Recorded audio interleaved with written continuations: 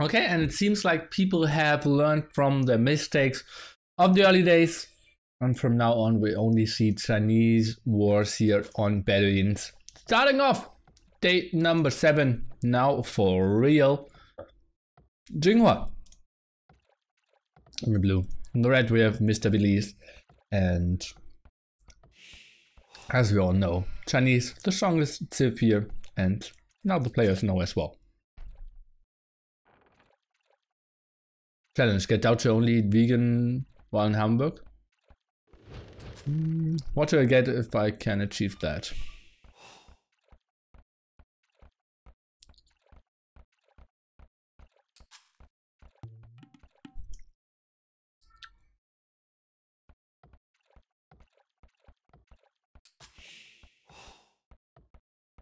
Solid little pond for himself here. And on the other side we see the leads already expanding to other ponds.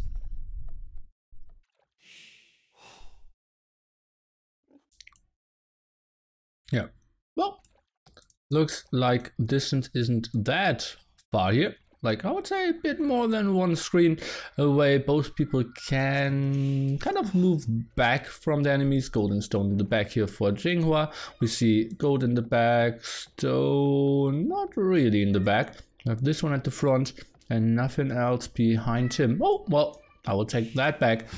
And a lot of wood this time. That's weird. In other Bedouins versions we have seen only 2 tiles of wood here. This time it's a bit better. Tougher challenge. Do not let doubt smoke shisha when you are at the shisha bar. Price $10,000 but no price if you make a deal with doubt beforehand. Well, I know that you're lying when it comes to giving money, so I won't take that with you, but if you have someone else putting on money, then I would try that. Yeah. Yeah.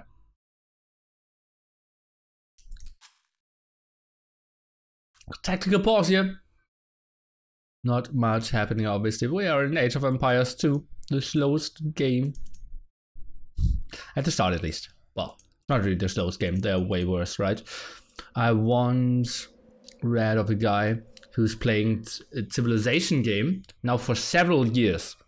And had his own subreddit where he posted ideas like, okay, I want to attack this guy and want to create my empire in that direction, and my goal is to get like those Romans in 2 months. And he plays simply every day, has played over several years the same game, and people are following his story on a daily basis.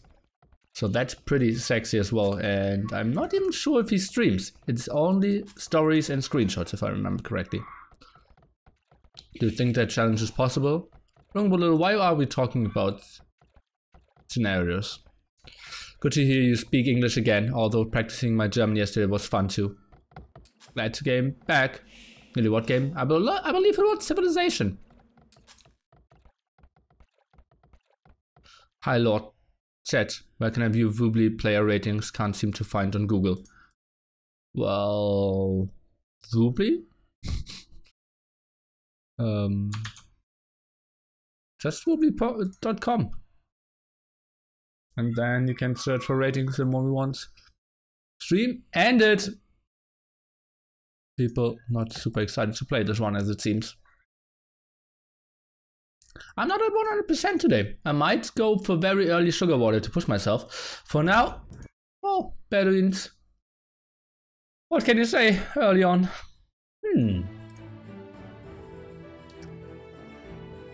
Kiwi, thanks so much.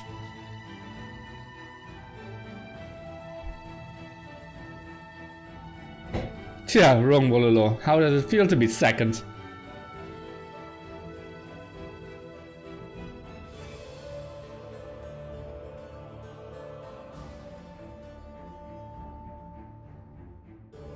Let me try to find that guy. Very long Civ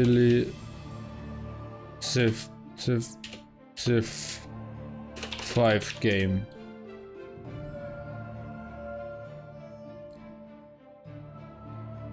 10-year long video game creates hellish nightmare. Can you imagine playing a single video game for 10 years? One man did, and he helped himself imagine something else. The Blake War Revenge future version of Earth. Yeah, Civilization 2 it is. And that's the article.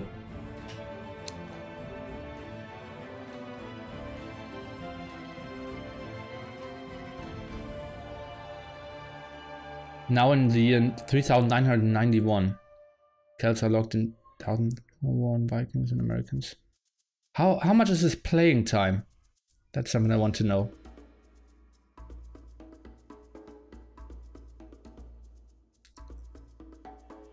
But CNN is talking about that. That's so sick. And that article is from 2012, June. So he could be in year 16 now.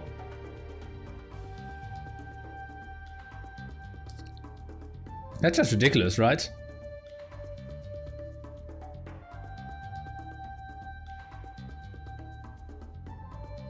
Read my message. They said Reaper CH90, nearly your boy. Come on bro, Kiwi mullet boy. Don. PogChamp, nearly high.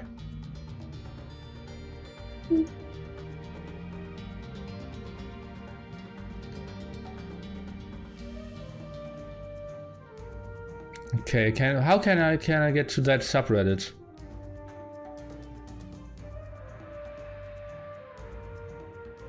And a new thread was developed called the Channel War, where players are chatting about their own experiences. Strangers have been filling up the sessions.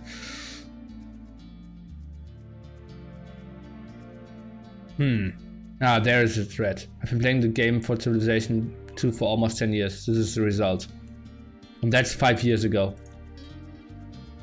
Sick action. Those are the screenshots. I never played the game, so I can't really feel with him here. But yeah. So nice. And now people are giving him ideas. That's so sick.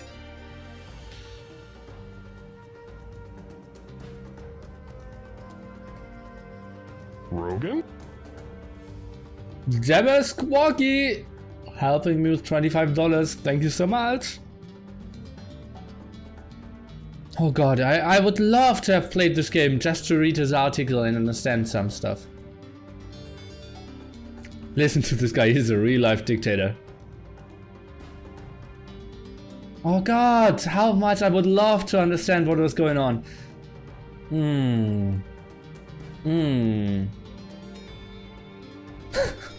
You have had a 100-year war? Try the new 1700-year war. The 3 remaining nations have been locked in an eternal death struggle for almost 2000 years. Oh god, he could even be a poet. Oh god, I would love to read like a follow-up. Let's see if he still posts. He posted 4 days ago. Oh, but he's all around. Oh. Okay, he's active in so many subreddits. Gaming. No, doesn't he have no? In StarCraft he's active. Feels bad, man. World news, world news. So he might have stopped playing there. Okay guys, let's jump into the game. It is restored. And we are now at the 10-minute mark here. We see the first tower of Yinghua trying to block that wood and food income. But we see Vili's already expanding back. He is totally fine with that. He himself is going for a stable. We see a stable from Yinghua as well. Vili's with some map warning here to the left hand side.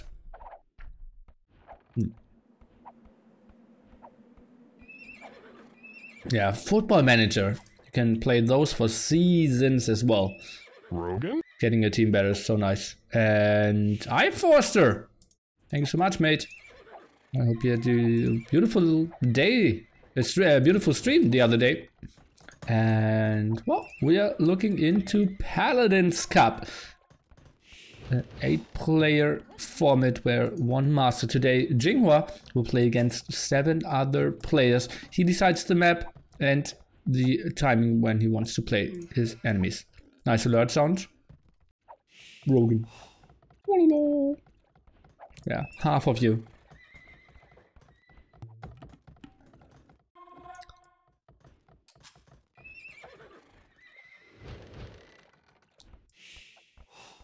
Some outposts here at the side, something I absolutely love from Belize. Let's take a look. How are we adding scouts? Yes, we do. Oh, some here at the side. Military count already up to 6. Did he add some spearmen? At least we saw 2 here. Archery range now from him as well. 4 scouts out. Let's see if he can do any damage.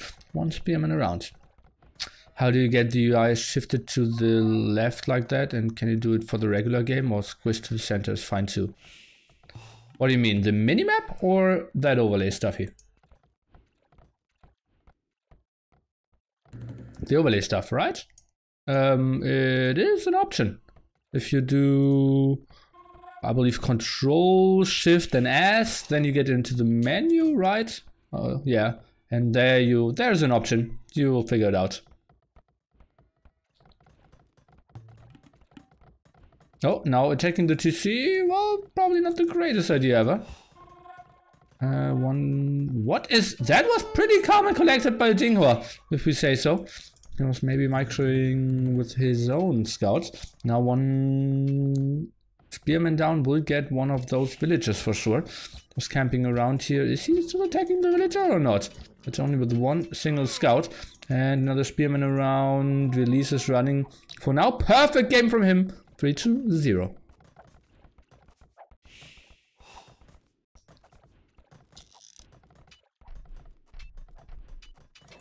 What is Yinghua doing? That looks pretty sloppy. A player who joined Aris had the offer to go to SY and play a ECL with them, but said he couldn't really promise them to commit a lot of time, and therefore joined Aris, because SY obviously wants to play with the big boys and want to go deep in the ECL. Going to be tricky. I don't really see them having a very strong force player at the moment. Tim not there, Vivi not there at the moment. Looks like Lux and Yo have to carry quite heavily. Paladin obviously around for some shenanigans as well. But can he compete with the very best in the world? At the moment it looks like can do okay. Did you say Control Shift S? Yes, I did.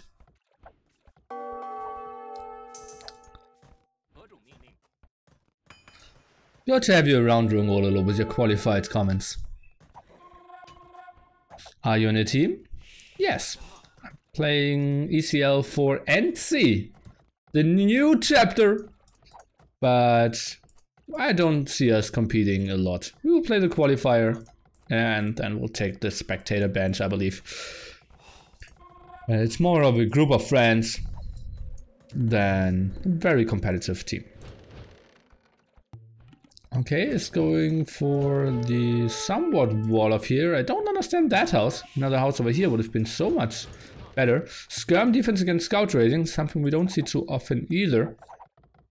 Skirm's now camping under that tower. And see, not champions. That's so true. Not sure if NC ever won anything. Would be surprised. Maybe an RTS league. I think they have like 3 or 4 semifinals.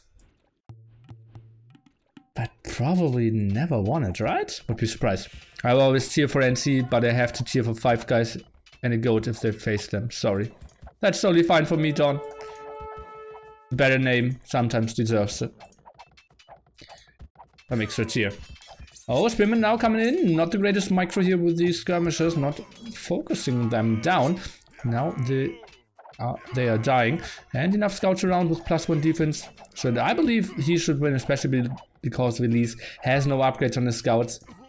And now all the skirms cleared up. Yinghua in a solid position, I would say. Military count, he's heavily behind, but more kills. Is now safe here, and 3 villages ahead. Let's take a look. when the aggression of Belize is coming around here. Numbers better for him, but that's a lot of, well, not so strong army compared to the scouts. But, well, if Belize is walled here, he is in a, well, reasonable spot, I would say. Won't have food for too long, though. Don't forget he beat Brazil in HD show match cases. Yeah, that's true. And, well, yeah, we're still proud of that.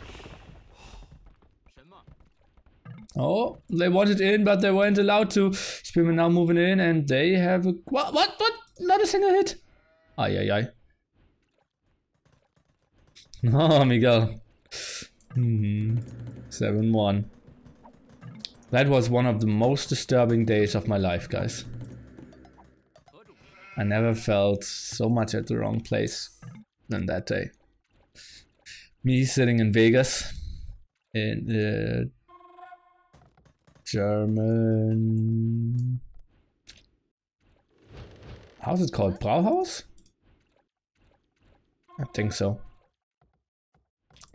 Everyone sitting there, drinking massive amount of beer, eating their Schweinshaxe, everyone like massive amount of meats on the table. And I was there drinking my Spezi and my vegetarian schnitzel, and everyone were just super ham, and I was so ashamed. And I really didn't belong there. And well, I had good contacts to people who were great football fans, so I had one of the best seats in the whole, well, location. And well, would have made so much sense if the people that couldn't get in would have taken my spot. But well, the veggie schnitzel was surprisingly delicious.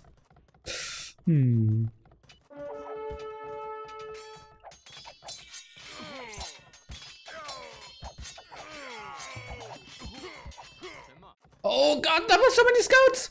What did he do? What happened here? I was reading the chat for 1.5 seconds because I thought, yeah, he will never be that stupid and just throw in all his scouts in there. It was close to his TC and he just patrolled in, lost everything. Now Crossman over. What was that? Complete brain bug. Maybe he was reading my chat as well. And now he's getting raided at the woodline. That's another raid over here. And this is just super tricky for Yinghua now. No control for him at all. Yeah, he has 2 stables. Might clear this up. Oh, that's unfortunate. And do we see some more stables? Yeah, they can clear something up. Okay, it's not that bad, but still. Those were 7 scouts completely unnecessarily lost. Pretty weird. Monastery. I think he should just go to the other side. Well, he can save the villager. That's obviously solid as well.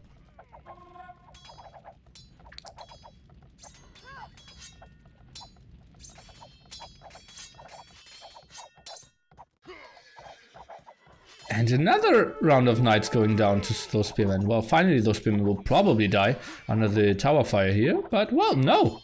The tower just focuses down the skirmishers. And another knight will go down. He won't have any gold income. Another patrol here. And look at that, he's again focusing down the skirmisher. The spearman is doing so much damage. That's just something that should never ever happen in Belize. He's playing a solid game for sure. The wall's helping him. He doesn't have the most food left in the back. But now the raid at the gold here, and again, military count, look at that, 21-0! That is so GG again. Those were 2 quicker games today. It just ruffle stomping Yinghua. Both times feeling like, okay, yeah, we'll somehow hold this. But underreacting for sure. Those scout losses absolutely unnecessary. Could have waited for the light cap upgrade, maybe some more walls. And that was really surprising to me. How he threw that. Well, it was, as I said, like 1.5 seconds and he just lost all his army, but well, he is playing this game. I'm just a random pleb. Surprising to me. Not what I expected out of him. He performed so well on the other days that... yeah, that should be better in the upcoming days. upcoming matches, I meant. The Max will be our next player. KD isn't really that important. A lot of skirms going down, but in exchange, a lot of knights and villagers. Better eco for release. Not really that important as well. It's just simply the throw of the army there that kind of surprising, not really focusing down the spearmen there properly. The next player that will come up, and we will see no more release, who's going up to 3 wins. Thus continuing to play his games and to be, yeah, just a fair sportsman. We won't have Bedouins and we won't have Chinese anymore for Yinghua, and the scoreboard should say 0-1.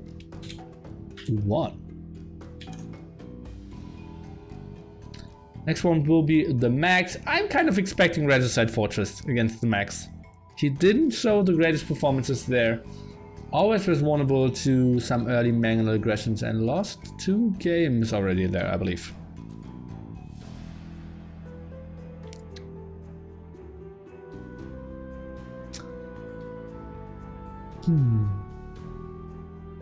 Could have killed 2 scouts when they run on the CC as well, right, Project Belgium? That was weird.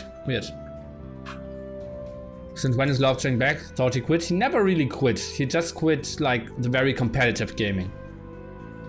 Maybe there was a month where he didn't play. Schnitzel, but Los Bohr. Hypocrite. Okay. Well, I have a vegan Teuton account where I don't lure boars, sheep and deer and only play with farms and berries. Isn't it 2-0? No, the first game was from yesterday.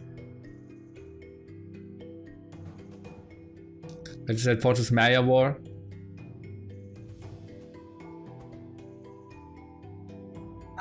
Isn't it time to do the trick around and pick another TIFF?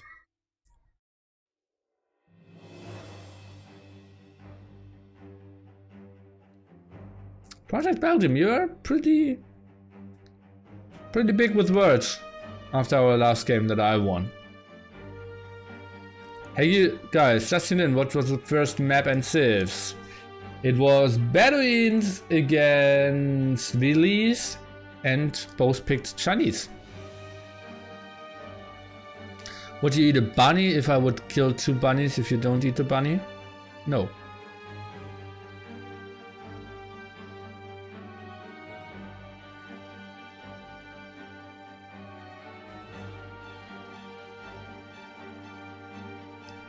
Would I eat a bunny if no one else would eat it?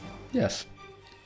I stopped with the flaming. I don't know why I'm toxic against you. I just feel good that I have been winning you more lately. Ah, it's funny how you kind of try to apologize and be the nice guy, but surely you needed to squeeze in the information that you won some games against me in the last games, in the last time as well. So, if it was an apology, not accepted, Mr. Project Belgium. Go for the counter ghost pick on Regicide Fortress. Well, guys, we can all forget about that because we are not looking into Regicide Fortress. This makes you almost as guilty as me. Reaper, no. Gods don't need to apologize. Why are you telling me that? Would you eat a consenting adult? Well, I probably would, but the after effects are just too big. There was a very good movie actually that I watched from the, I'm not sure how it's called, like the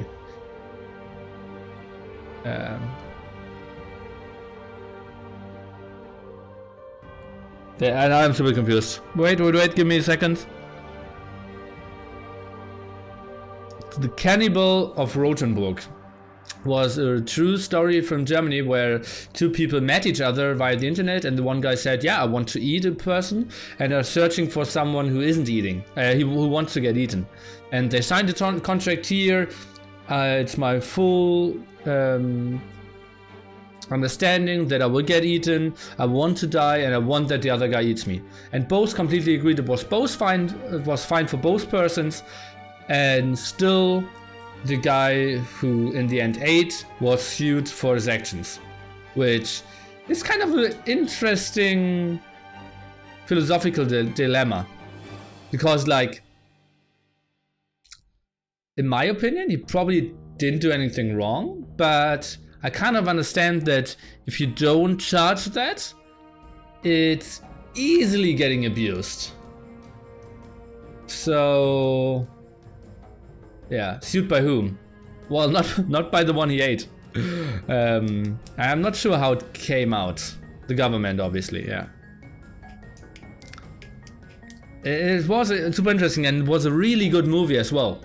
And it really showed like the struggle of the cannibal, and how there were people like, that came over to him and said like, yeah, I want to be eaten. And he said, okay, yeah, no problem. Please, only like serious offers.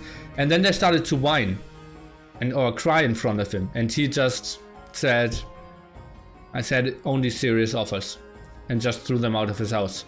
Because he wanted someone, he didn't want to hurt anyone. He just wanted to, like, I'm not sure what he really did it for. But I felt it was like an honest wish. So I don't have the desire to eat anyone, but I don't think it's that wrong if everyone would agree to it and everyone is fine. But as I said, it has to be forbidden by law, because there are way too many ways to really go wrong on this.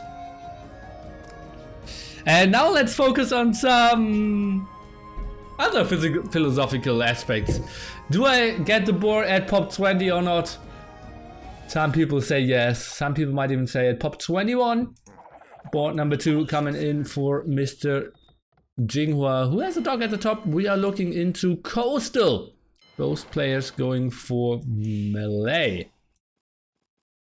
I think I'm pretty happy now that I didn't get invited to Nee's apartment cup. Yeah. Interview with him. Yeah. When I watch videos, I must skip so much between games. Well, you shouldn't. I think it's like, it's really interesting. I think it's a really interesting topic.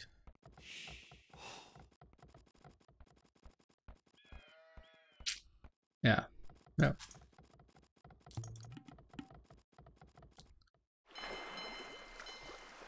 Both going with their dogs, pretty safe in the corner, and we see some more walls here. Would even love to see that a bit more to the front, those walls, more like this area, just to secure those two goals a bit better. Yeah. Hope Viper, the Tyrant, and Leary get home okay after NSC. As I said, I don't have any intentions of eating anyone, but I don't, well, think you aren't instantly the devil. Think you have to look at the motivations of people. Would you eat a non-consenting AI? Well, that wouldn't really taste good, right? Well, probably not. I bet Larry's the most delicious. Fresh flesh. I guess meat is back on the menu.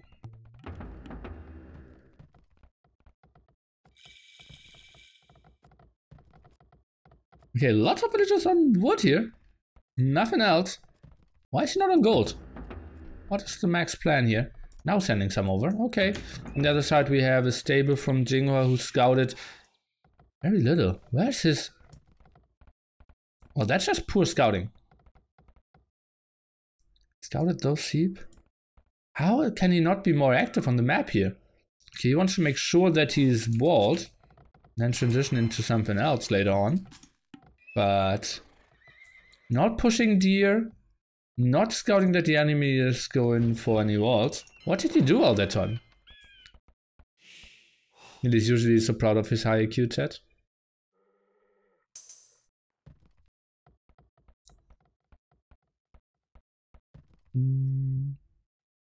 Clipped and sent to Larry's parents. Well, they're here as well. Report for cannibalism. That should be nearly his doorbell sound. Doesn't read back on the menu.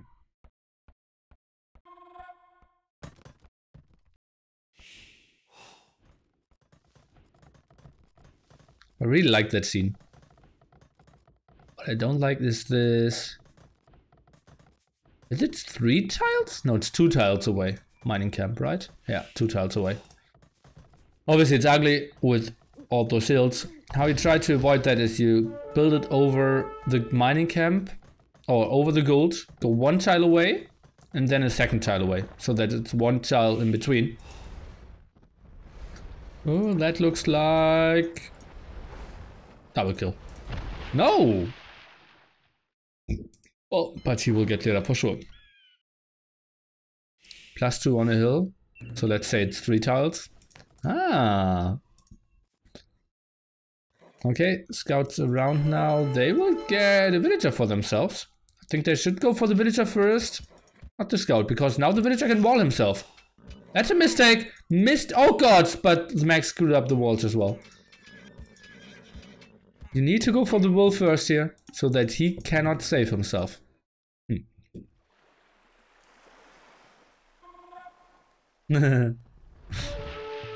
Everyone will be vegetarian. Well, that would be super great. With my weird talks, I would get a single guy to be vegetarian. You never know what's in it. For example, there was a huge scandal in Germany. When was that? I believe 2013-ish? Like my first year of master. I even wrote a thesis about this, where suddenly they found out that in German burger, like burger meat that you can buy in supermarkets, horse meat was included. And everyone was like, "Ah, horse meat! How could you eat that? That's so disgusting!" And they tried to sue the companies. And like, what's the difference? What's the difference between eating a pork or a horse? Why is that more disturbing to you? Oh, it wasn't lasagna. Ah, yeah, horse lasagna. Yeah, now I remember better. Yeah, you're so right. Well, it wasn't my best thesis.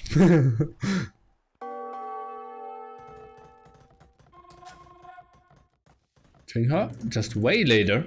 I don't like how he's playing this. He sees complete walls of the max and just goes for more aggression here. More archers, more scouts, and he's trying to break the max in some way.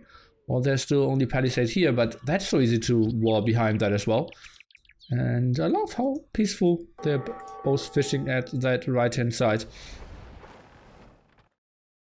But the max short one water is up to castle age pretty soon as well. Archer's now going for the aggression. The max needs to wall this off. That's just sloppy. That's just sloppy. Horse meat is actually quite tasty. Yeah, it is. Like I wouldn't know. I never ate it, but that's what I read. Like I analyzed like the Amazon prices and the reviews of horse meat. It's a bit more expensive actually if you buy it alone. Yeah.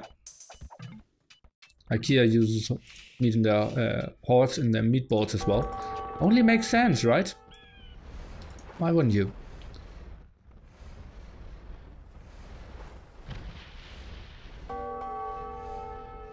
What? It's not the horse meat that it's the problem. It's the problem that horse meat is not checked as meat for human consumption. Well, that cannot be true. In Germany, I'm so sure that you won't get anything in the supermarket that isn't checked for consumption. Like, You clearly don't know German regulations then. Yeah.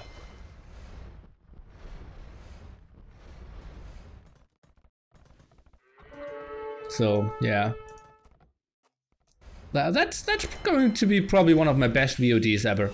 Everyone who doesn't like Age of Empires, at least they got some philosophical stuff here, some meat scandals included. That's what you love of an Age of Empires caster, right? So versatile. How does horse meat compare to human meat? Haven't eaten both. Anyhow, either.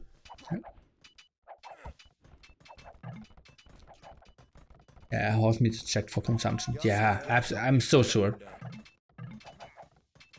Yeah, in Germany it's not that unreasonable to eat horse meat as well, but it's only eaten by people who actively like decide to consume it.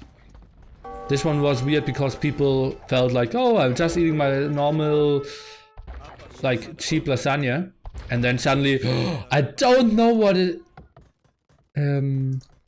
yeah, was included there. And like, there's like E17, B, like E12, E346, and horse meat, and they were like, oh, horse meat! That's surprising! Like, yeah, you know exactly what E234 is. But well,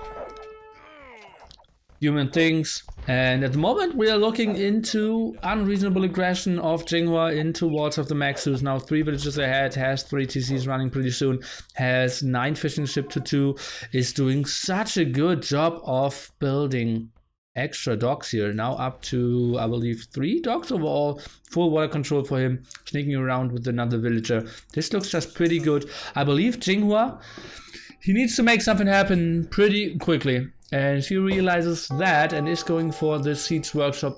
I wouldn't even be surprised if he... Well, his resources were just way too high to not add any TCs. 1k wood there. He needs to add some.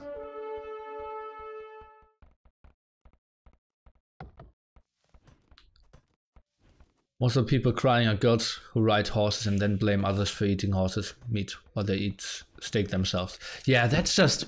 Like, riding horses is one of the most ridiculous things as well. That's like so ugly for a horse, and they feel like I'm treating hop. Or no, what's a typical horse name?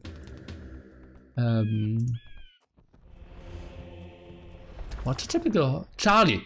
I'm treating Charlie so nicely. I'm brushing his hair every 3rd day and giving him water, and I will ride him out because that's so healthy for horses. And it's just like so weird. They're living in the stables there, not eating supernatural food and just not living the natural horse life. And they just feel like, oh, I'm so good to my horse. Never dated a woman with a horse? Well, the thing is, then she has a hobby at least, right? I hated grills with horses in the old days as well. But nowadays I come to the realization it's better if they have another hobby, but it's worth than having no hobbies. And well, like as I said, like I have so many weird views in my life that most girls with horses would completely shake their heads by half of the sentences I'm saying. The Max now with the defensive castle here. Crossbowman won't really reach those villages, I believe. The ram goal could get stopped as well. Do we have a Mangle in production? Could really help out here, and yeah, indeed. Cannot touch those villages. Perfect positioning here. And yeah, looking pretty good. Can he reach those? No, he can't.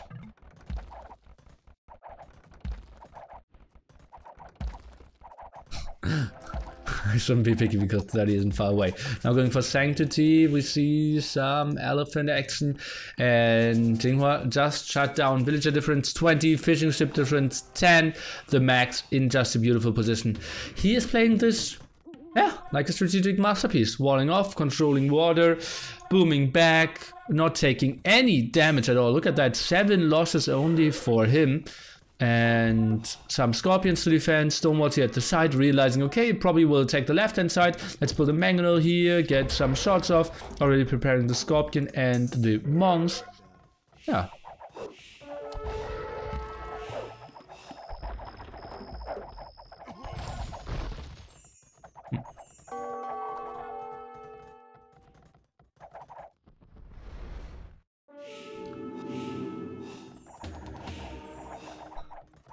What's that of a conversion? Oh, redemption.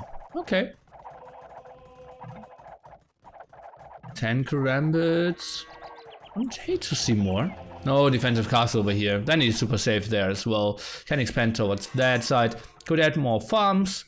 Has another wood spot and is controlling his golds quite nicely. Well, gold number 2 and 3 are actually a bit off. And that's what I said earlier on. I would have loved to see the max walling those areas. We tried to go for them a bit later, but then Yinghua already with too much map control. What is the difference? 25. We're still at the 11 fishing ship difference, and now mass karambit production. We are already at 16. Obviously, karambits don't perform too well against crossman elephant composition, but he doesn't really need to fight here. And he realizes that and is just going for the counter attack at the teams. And just a wraparound around that is so good for him. Crossman now running into the castle.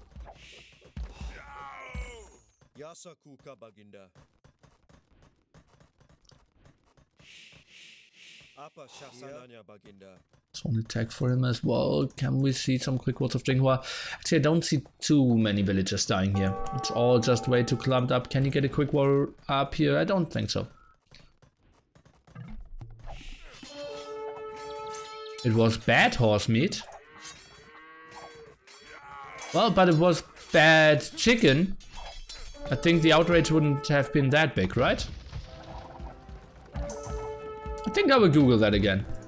I'm in a good Googling type today. Googling mood. Up to him, now for both players.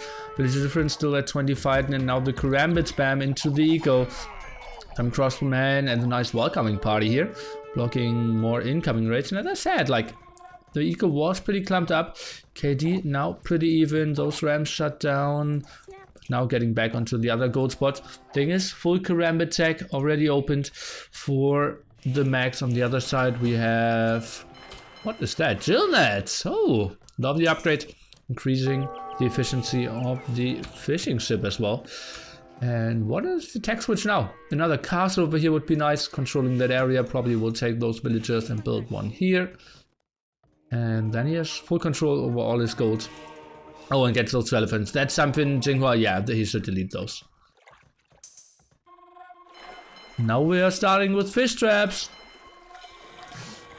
Endless amount of food for melee here. And, well, the castle would have been lovely. Let's take a look at what the mangonel can do. One shot misses for now. Why still not shown in the overlay? I don't know.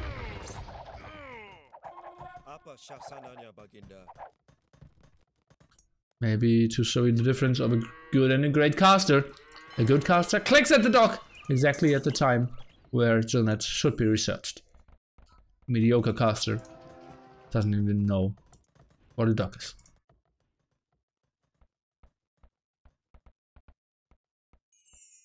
Let's take a look what people are attacking for. Now we have Herbalist tech here for Yinghua. But that looks like Nobilistics to me. Okay. We have now +4 on the way. Arson and Conscription for the max, who is still continuing with full karambit as it seems. Oh, sneaky castle at the side with some aggression here. And that will be tough to counter. That's going to be tough to counter. Okay. I would have loved to see the castle over here to protect the gold spots. But that's going to be an ugly one as well. Should really attack the palisade wall, so. And now the raids around. Oh, the fire ship opened that area. And now he's getting onto an extra gold spot. Good for him. Karambit raids continuing here, going for houses now, ballistics as well. But what are those Arbalists really doing? Not too much. And now the raids, that's pretty ugly. 40 pop advantage for the max. He at the moment is at 66 Karambits. And now the raid at that side coming in as well. And now, well, there will be some dead villagers, and he's not really reacting to that just yet. Is he taking something at the front? Not really. The trap at the front, well protected for now. Another castle from Yinghua. He's going for chemistry. Will stay on full Arbalest tech. And now he will have massive amount of idle villagers. Look at that.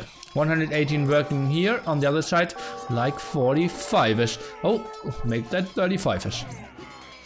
And that's just ugly. He will just plummet with those numbers. And Yinghua, well, he's blocking those gold spots. But in the meanwhile, the max is winning on all other fronts. And here even 2 extra gold spots at that side, so controlling that area so nice for him. More villagers going down. Villager or overall pop difference already up to 70. The max is now switching on to elite skirmishes, something that will deal with monks and arbalists quite nicely. That trap got sniped down, therefore we still have all our castles.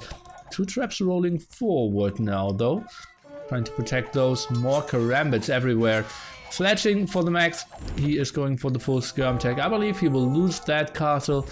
Would be a big investment to kill those 3 traps. I think that's a bad thing. Still had them on an aggressive stand ground, or aggressive stance. But look at that, that's the blue base, and there are more red dots on the minimap than blue dots as it feels. And I eco completely. I look at that, 18 villagers working at the moment. 18, those are those in the middle here. Yeah, killing the castle, hallelujah. Pop limit pretty soon against 103. Karambit count now up to 58, and we have already 25 skirmishers added as well. Another siege workshop here at the left hand side, going for the stone upgrade. Not too important if you ask me. And now has control over his goats as well. Maybe could even go for the front gold instead of the back gold. Getting all the upgrades. Another blacksmith here, and he is just in a fine position. Now the starting TC will get killed from Yinghua as well.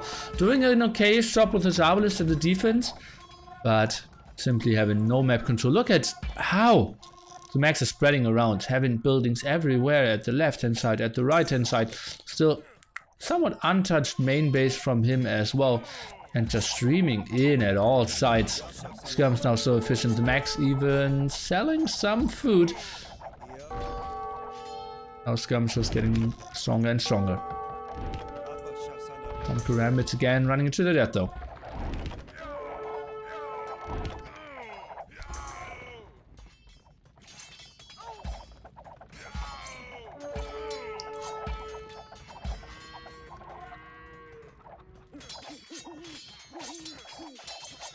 Now going for the castle raid. Well, that's not really how Karambits work, in my opinion.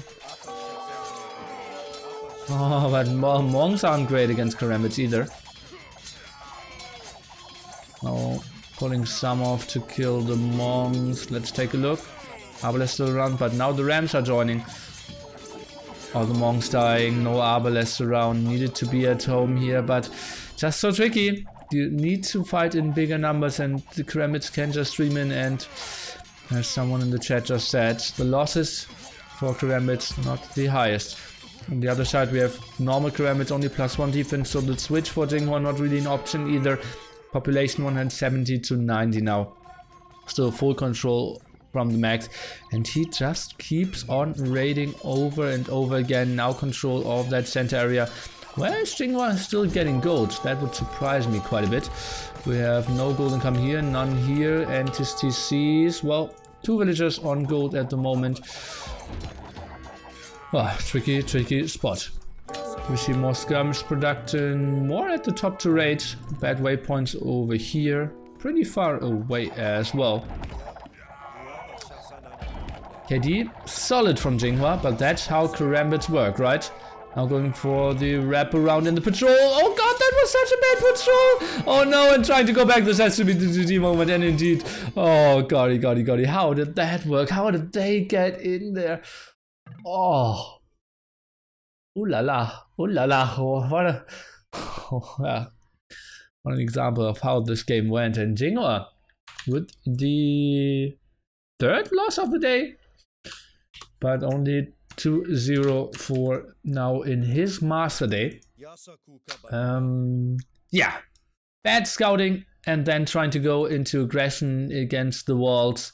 Not really the greatest thing. Max, beautiful play, expanded, made everything happen on the water as well. So much control, went into Max Karambit, played this out beautifully. Strategic play from the Max. Yinghua, 1-2 scouting errors, and then head into the wall, and the wall held.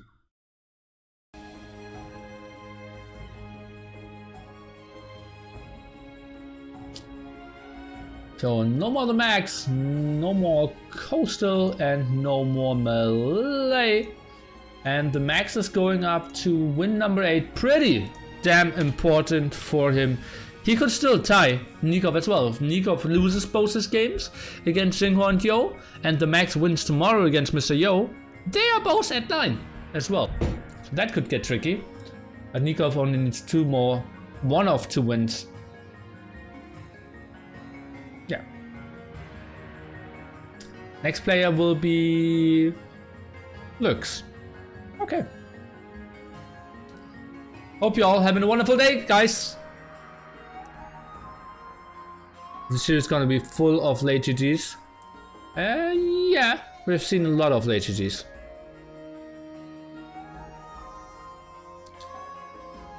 How were the players in Paladin's Cup picked? Invitation only, but I already saw other players being contacted for episode number 2, which will happen in like 2 weeks or 3 weeks. I wonder how long it takes to do fish traps. Well, we can do the math. Does anyone know the number? It looked like 9 digits or something. We can do the math there. It's not endless anymore, right? Could someone figure out the number of Melee fish traps?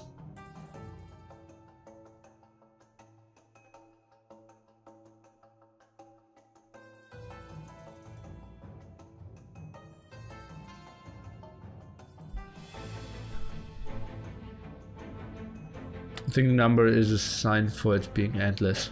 Might be wrong though. No, that was the initial version, and then they had some bugs with it. So then now they just put in like a 9-digit or 8-digit number. It was the infinity sign before, yeah. It's infinity. No, it's not infinity symbol anymore. No, guys, it changed. Let's take. Can I look at my own VODs while I'm streaming? Yinghua, yeah, 1.5 hours. Okay, guys, let's do some research work.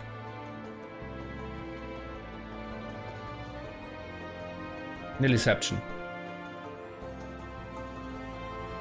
Not sure if that works.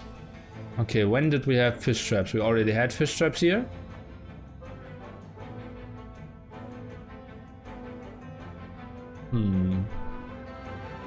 Kind of need to get Jill nets.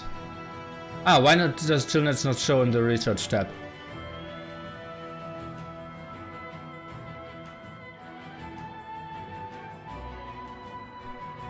That's a question we're waiting for. So I think I will click on the dock in this house pretty soon. No, it's way bigger than that, Charles. I believe it's like 9 digits.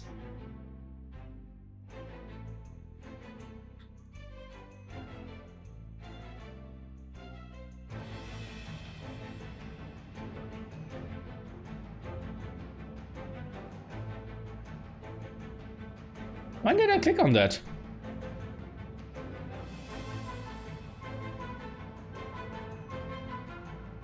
No one wants to see a game. We got investigation to do.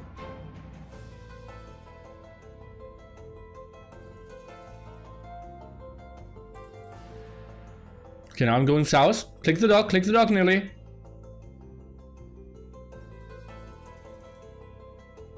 Okay, here we go. So now I'm pretty soon clicking on a fish trap at the left-hand side. No? I clicked on a fish trap at the left-hand side.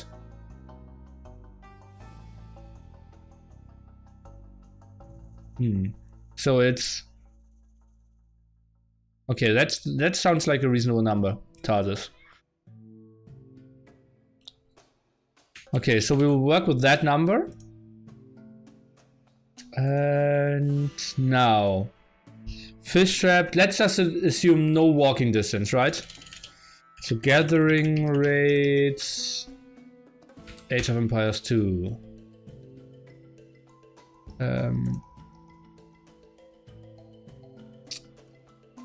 Okay. That number. And a fish trap is 0.26 food per second. So we will divide that.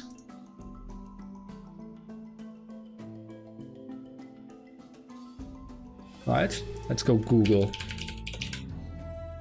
So that, oh no.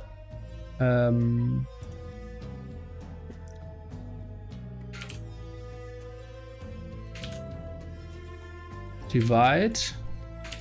So that's the amount in seconds. And now we go... Oh, I cannot copy that? I can. And now Wolfram Alpha.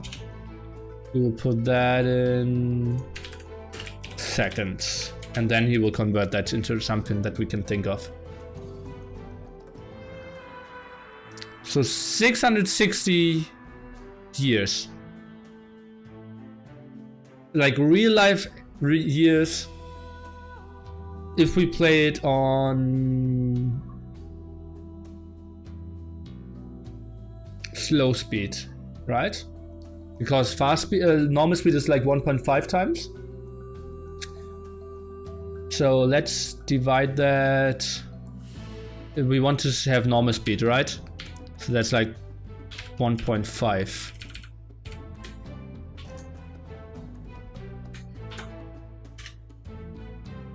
So it's more like that number.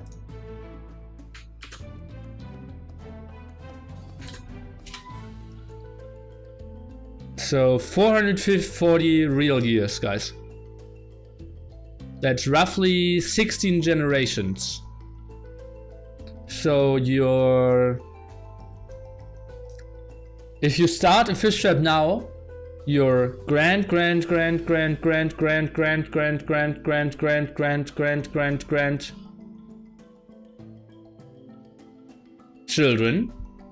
will see them expire.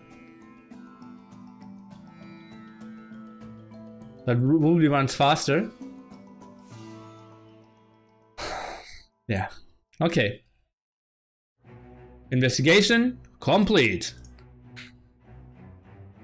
Ain't no one asking math questions in my chat and not getting answers. Post Malay fish trap has more?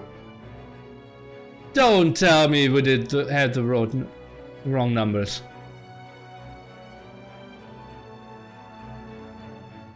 Well, but now you know how to do it, guys. John will place above Dowd and NAC. It's going to be interesting, right? I feel a bit bad that this first match was MBL against Jordan. But actually, like, there aren't any like easy matches at the start. How many fish boats do you need to realistically finish a fish trap? I think there can only be one on it, right? You can have multiple fish on a fish trap? I didn't know that. Okay, guys, let's jump into game number 3. I completely forgot that I'm an Age of Empires streamer. Hallelujah. And we're looking into Mayans versus Indians war on Scandinavia. Interesting stuff. That Lux is going for, oh, right hand side as it seems. Both went with the reasonable uptime. 5 on gold here. Seems like both going for some water. And it's the first time that we see a very heavy water approach here. both kind of assuming that water at the top will be important. And we will see that villager needs to wall himself for sure. And yeah, he has an idea that the dock is over there as well. Actually gameplay instead of math. My bad. My bad. Oh. I can micro another ship. Well, I had the assumption that we build it like 0 tiles away from the dock and the fishing trap just drops up this way. Like 0 drop-off times. That was our assumption to start the math off. Yeah, Yinghua. That's a good point. Yinghua can now not pick. Well, he built that 2 tiles away again. Well, that was the max before, right? Yinghua can now not pick Mayans again for Regicide Fortress. That's interesting. Now that's real mind games coming up then. Good old Nearly Math. I'm a bit disappointed by the lack of Nearly Math emotes lying in when we do so serious math.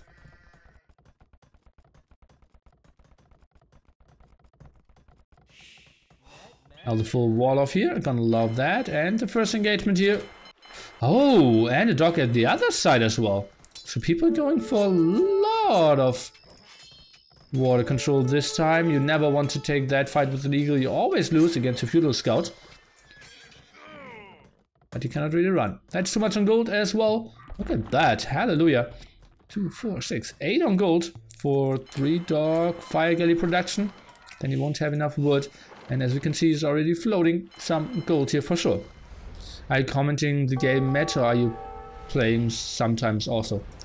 I'm actually a pretty good player. You won't believe it. Probably like top 50 in the world as well. Maybe top 60, something like that. Trying to compete for ECL as well. We're trying to qualify there. And some dumb people say I'm the best German, but probably, let's say second best.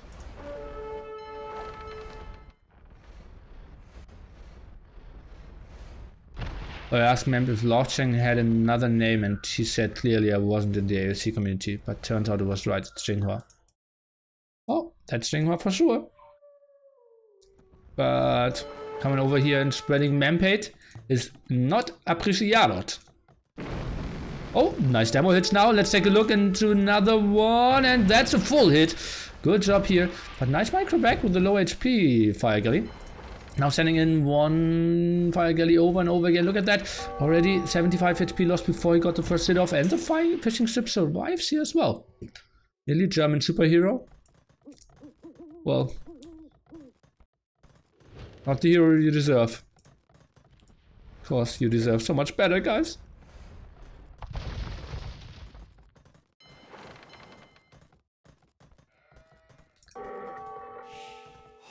Stefan? Well, Stefan, sure. He is the best German clown. Kenalski! The master of banking up resources in the house.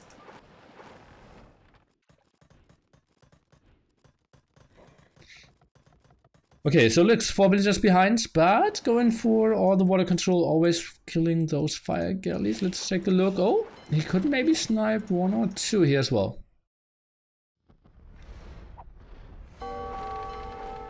Let's see, micro that back. Just build that one and so double kill.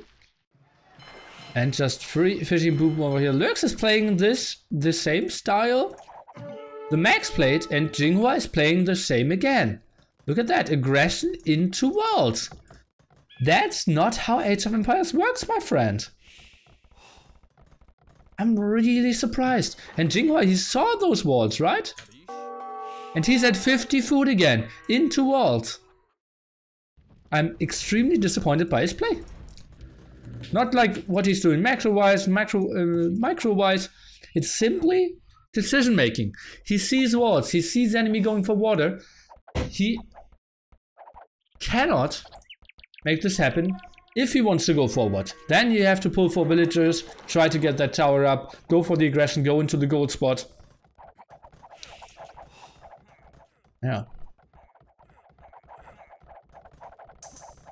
And now double archery range out of Lux. Nilly, have you played the new Age of Empires game? It's out now on sale for release. What Age of Empires game? I mean Age of Empires 1 DE? Haven't played it. Most likely will never play it.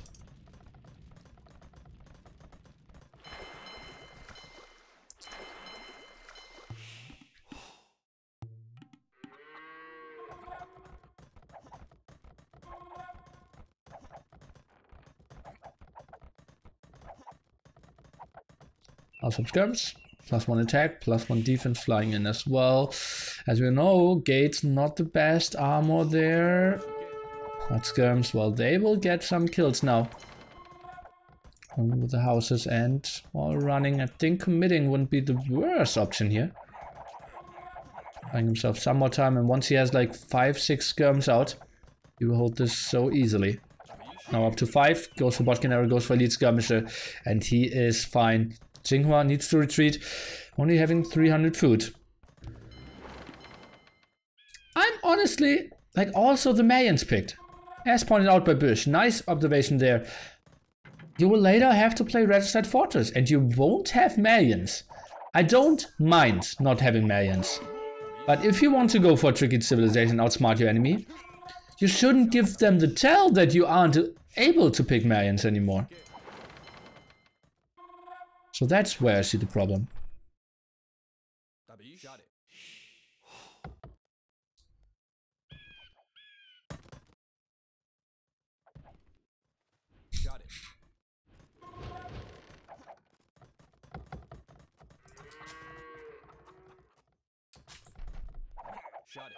Oh, 4 skirms against like 16, 15 archers on the hill. Skirms still winning that one. Better mics from Lux as well. And now stable. And for some aggression here, another defensive tower, add that gold. How many villages does he have on stone? 4 at the moment, adding some barracks. Is that eagles? Yes it is. Now some stables coming over as well. Camel skirm, not too great against eagles though. So maybe if Yinghua just switches away from all his archers and goes fully on eagles.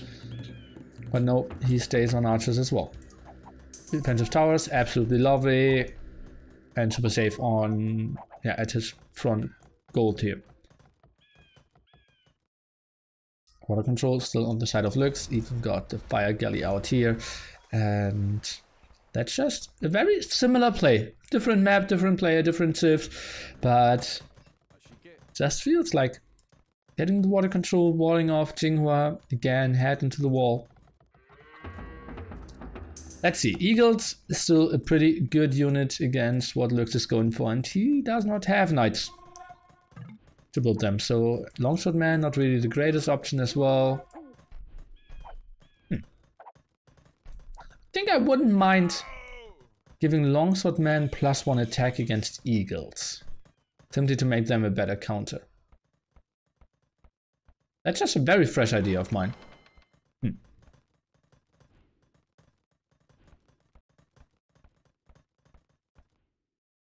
think there are more sheep on Iceland than people, right? But I think that's the same for Scotland.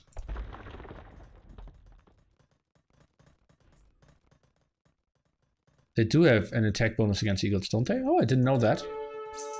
Okay, then it makes a lot more sense.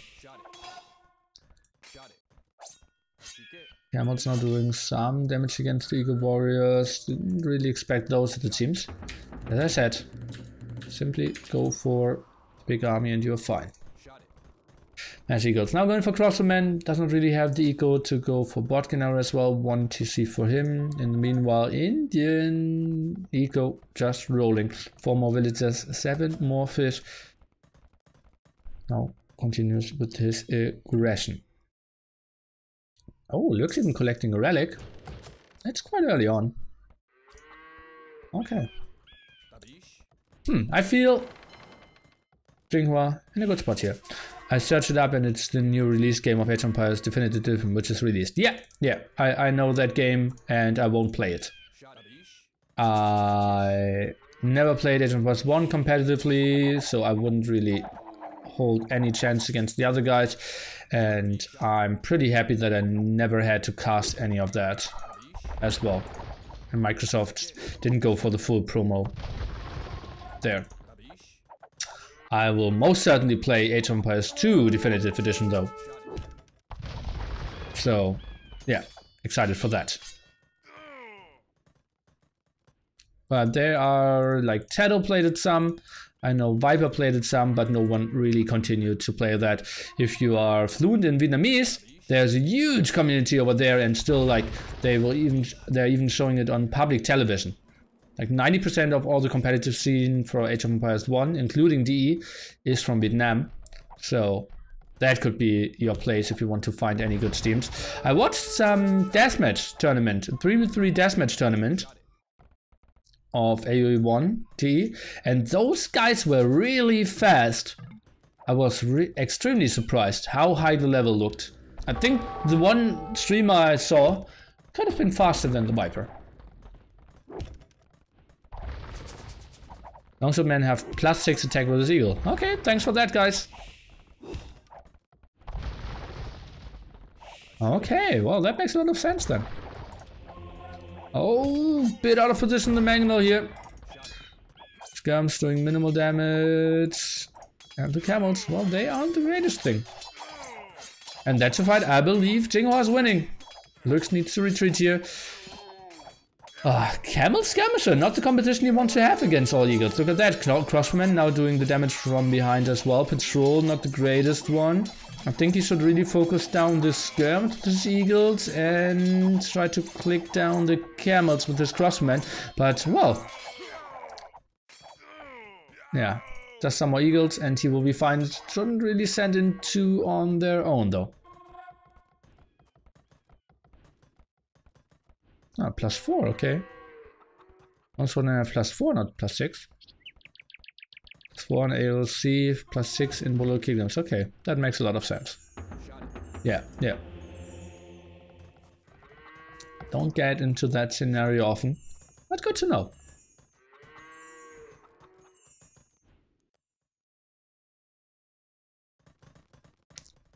It's a good nearly math day.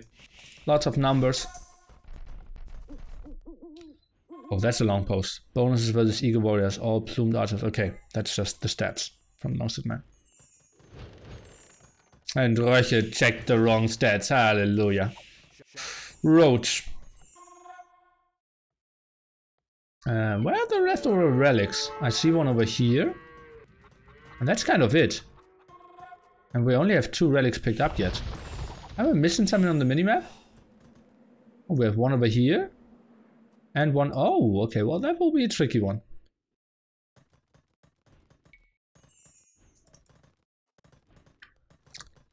Man getting out boomed heavily. 16 villagers indeed, and well, 2 fishing ship only. That's weird. Got some good raids off here, the teams.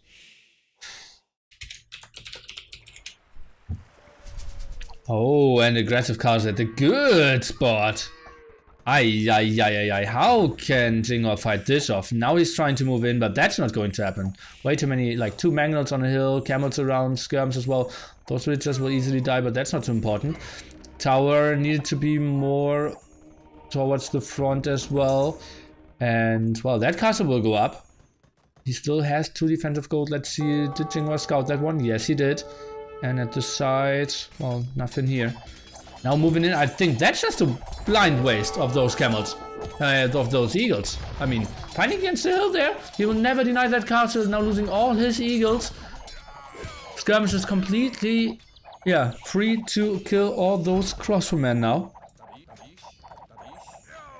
Oh, that was a mistake, attacking against that hill. Ay.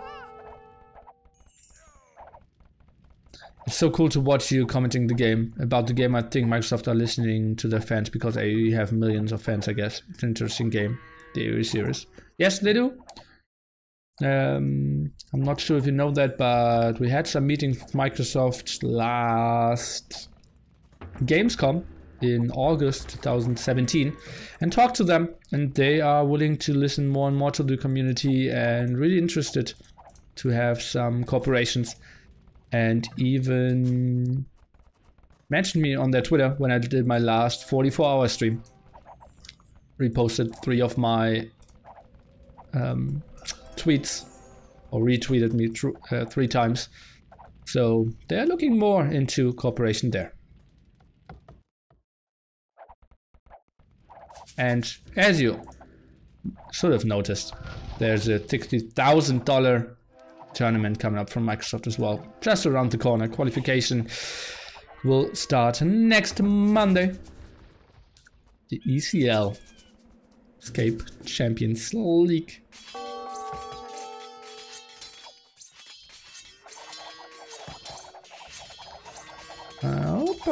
Well, why is he taking those archer rangers? He shouldn't really be scared of crossbowmen. I think he should be scared of eagles alone. And that's open between, right? Yeah, it is. Oh, camel's going down now. That's just sloppy from Lux as well. Not that it's a big problem. He still has a nice aggression. The hillbone, no, yeah, probably. Probably that should be higher than this. Yeah. Cool. Do you have any video of you talking to Microsoft about it? No. Well, well, we were on the official Mixer Microsoft stream, right? And did some Age of Empires 2 promotion. It was Tato playing, me and T90 talking about it, and Doubt playing as well. T90, Tato, me and T90 in the Microsoft studio during Gamescom. The old Mixer stream, but I have no idea if there are still any VODs of that. I don't know how Mixer works. Never been on that site after Gamescom.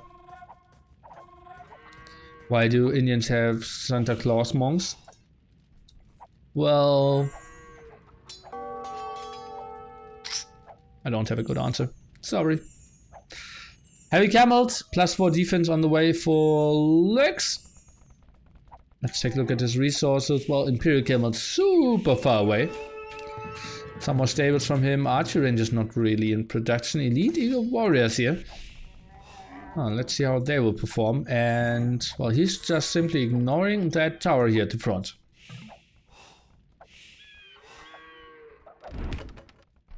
Oh, and a 3rd castle here. Interesting. Okay, Skirm's now going forward. How is the eagle count on the side of Yinghua? He is at 15 infantry. Heavy Camo now finishing. He needs some more attack upgrades as well, if you ask me. 4 traps? Well, sounds maybe even a bit too much. Kind of weird to say he's building too many traps, but well, what else could he do? Maybe some hand cannons, but that's a bad fight. In range of the castles, so many skirmishes behind it, taking up against the Soul. This has to be the GG moment. Why is he not waiting for the +4 attack? That's just stupid. That's another hill attack. That's another throw. This has to be game. Because now he can never ever kill those traps again. Engaged way too early here. He never had a chance of getting Eldorado. Maybe he had enough resources to maybe finish Eldorado, but fall back. But this waste in there, not an option at all. Kind of weird decision after weird decision here from Yinghua, and not his greatest day for sure. And well, 4 starts of the day, 3rd loss of his master day.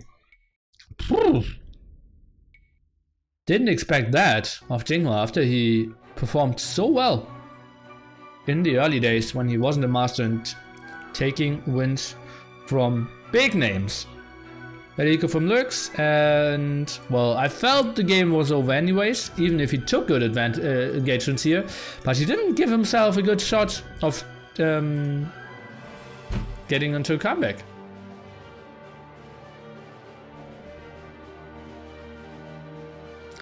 Somewhat disappointed. Now, no more Lux, who is going up to 8 wins as well.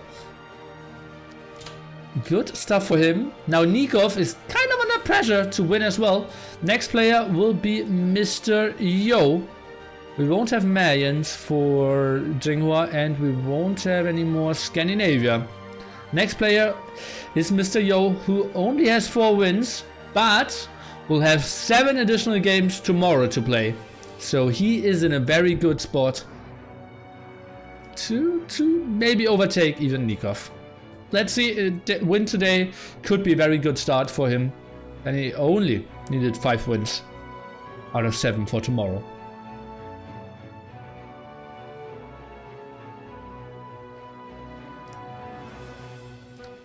Hi Nili. Hi Elvanor.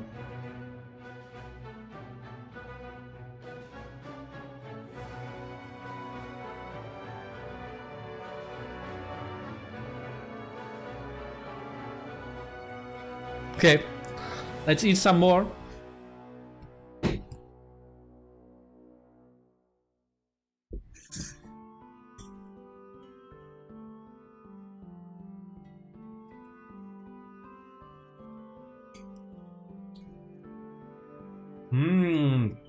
Horse meat.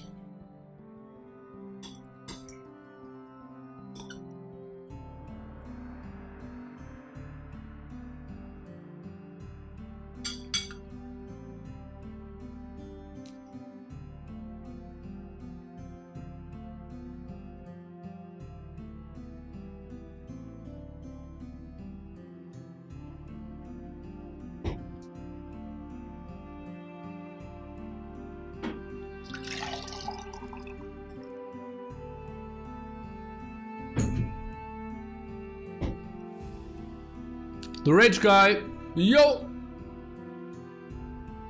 Who's playing next? Yinghua against Mr. Yo!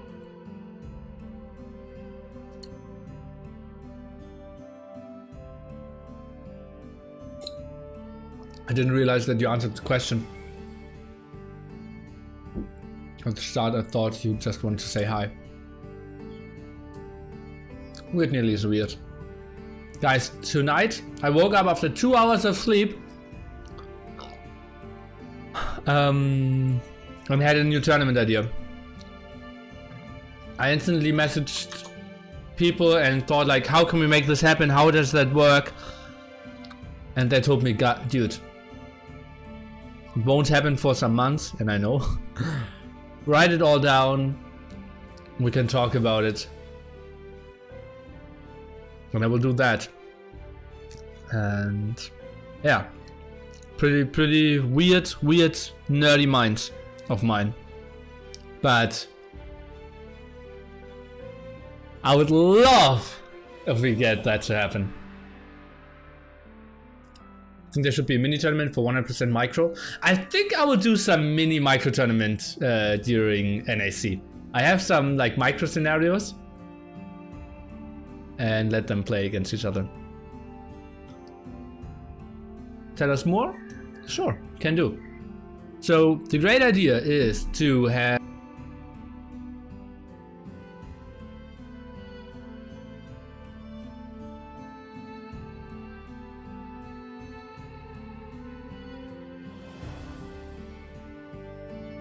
I think it's one of the greatest ideas I had in a very long time. I hope you're all as excited as I am. Oh, I was didn't know I was muted there. That's unfortunate. That's really unfortunate. I even said the real thing. I need to triple check if I muted the right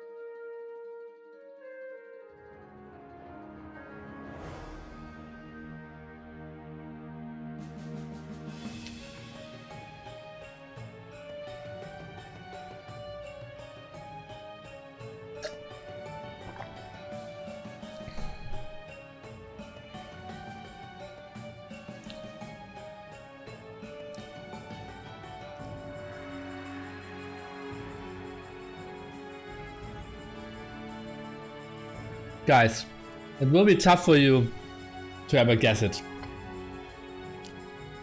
It's a never before seen tournament. Well, that's not true. But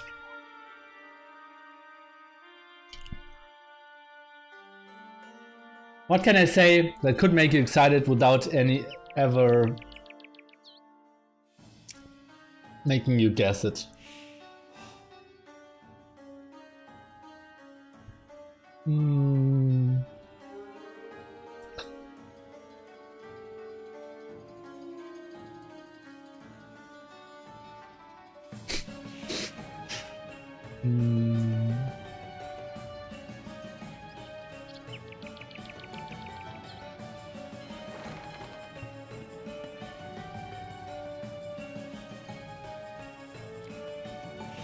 Okay, I will say that much.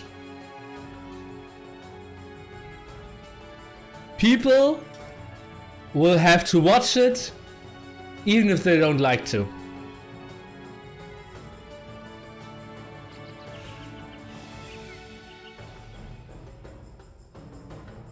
What is TG? Team game. Okay, let's just jump into game number 4 here. We're looking into Nomad. And we this time have a Malian mirror. And oh, that's a coastal map that we rarely see. Complete water around the center island here. We have Yinghua docking at the right hand side. We have Mr. Yo at the left hand side, who is a bit later there with his fish. And has a pretty central spot though, and some beautiful boars, so we'll have a nice uptime. Let's take a look. Yinghua needs to run quite a bit, did build his CC a bit earlier, and now is running for 2D. Was he expecting to get more? Not too much food for him. This could be troublesome. Needs a lot of fish for sure to get up, and he will probably have to play this very heavily onto water. Since you're a vegan, you should go for food only by farming AU2. No. I have a vegan Teuton account where I only play with farms and berries. No sheep, no deer, no boar. But sadly those games aren't really that interesting. So, yeah.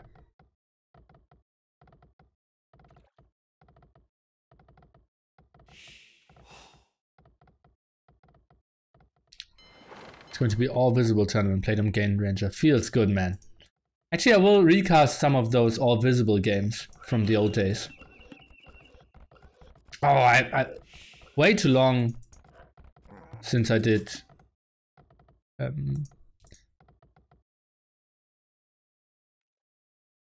AU2 history, right? We'll have to do another episode pretty soon. I think I would have built a lumber camp over here with those 4 villagers. He will need a second building anyways. Now wanting that gold. Well, that's a pity for Mr. Yo, because he doesn't have any gold nearby.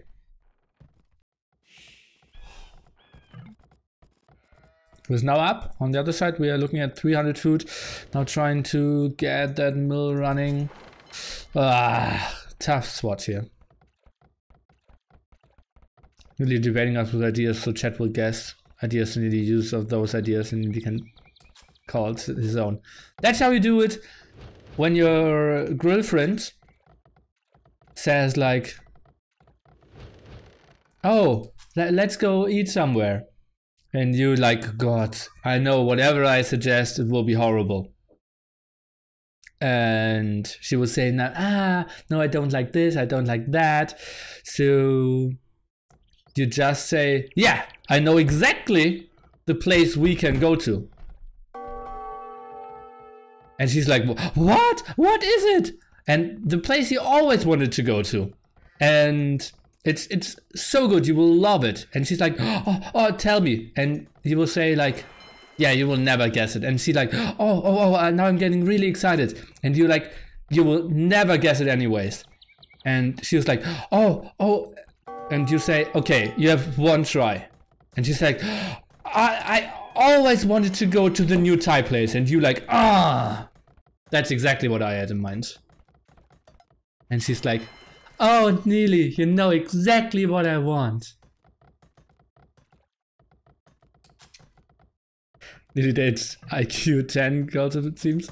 Well, minus 10 is easier. 10 is if I have a good day. That will never work with a real girl. Well, who talked about real girls?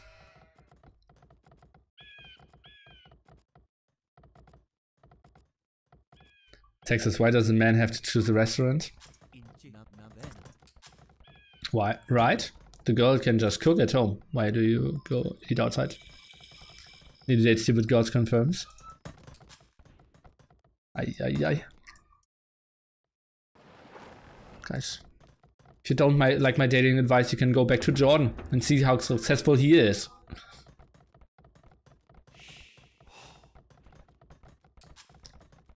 Whenever I want to make my girlfriend happy, I order a pizza and buy a fine bottle of scotch. Because you get drunk and fall asleep early, and she can have an evening for her own.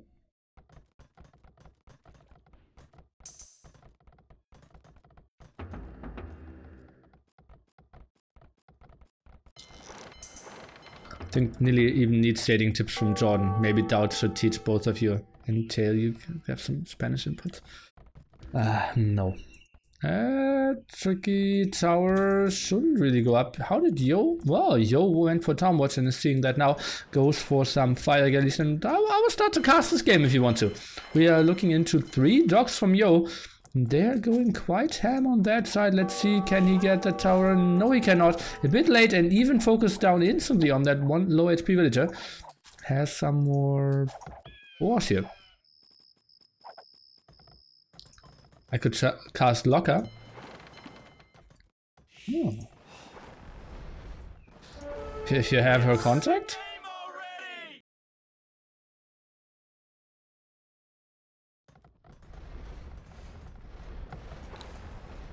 Her Viper's already had in line. Feels nearly man.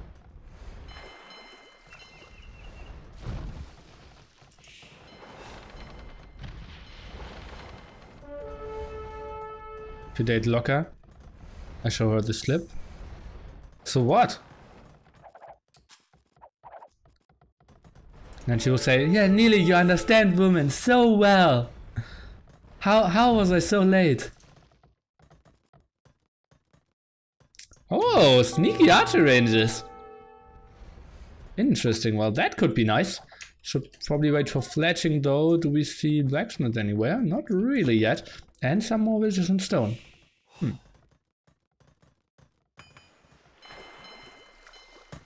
Uh-oh, demo. Demo.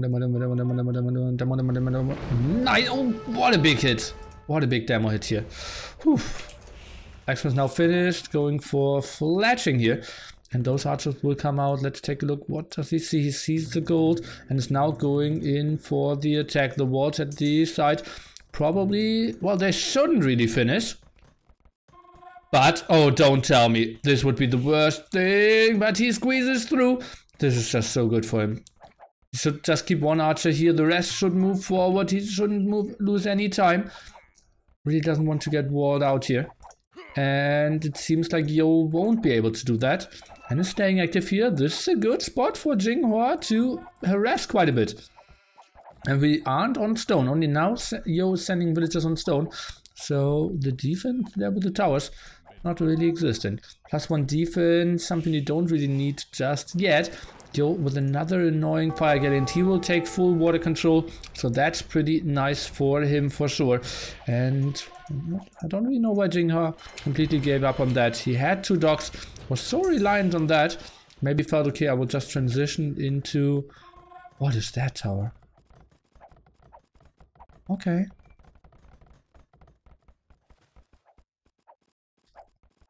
Probably a starting tower to build another one here? To block the stone? I'm quite surprised.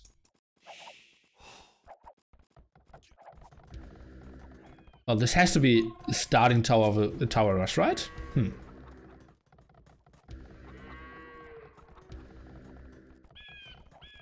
This tower by Yo on that left-hand side, expecting some rage to come from there. But actually the attack continues on the right-hand side, and oh!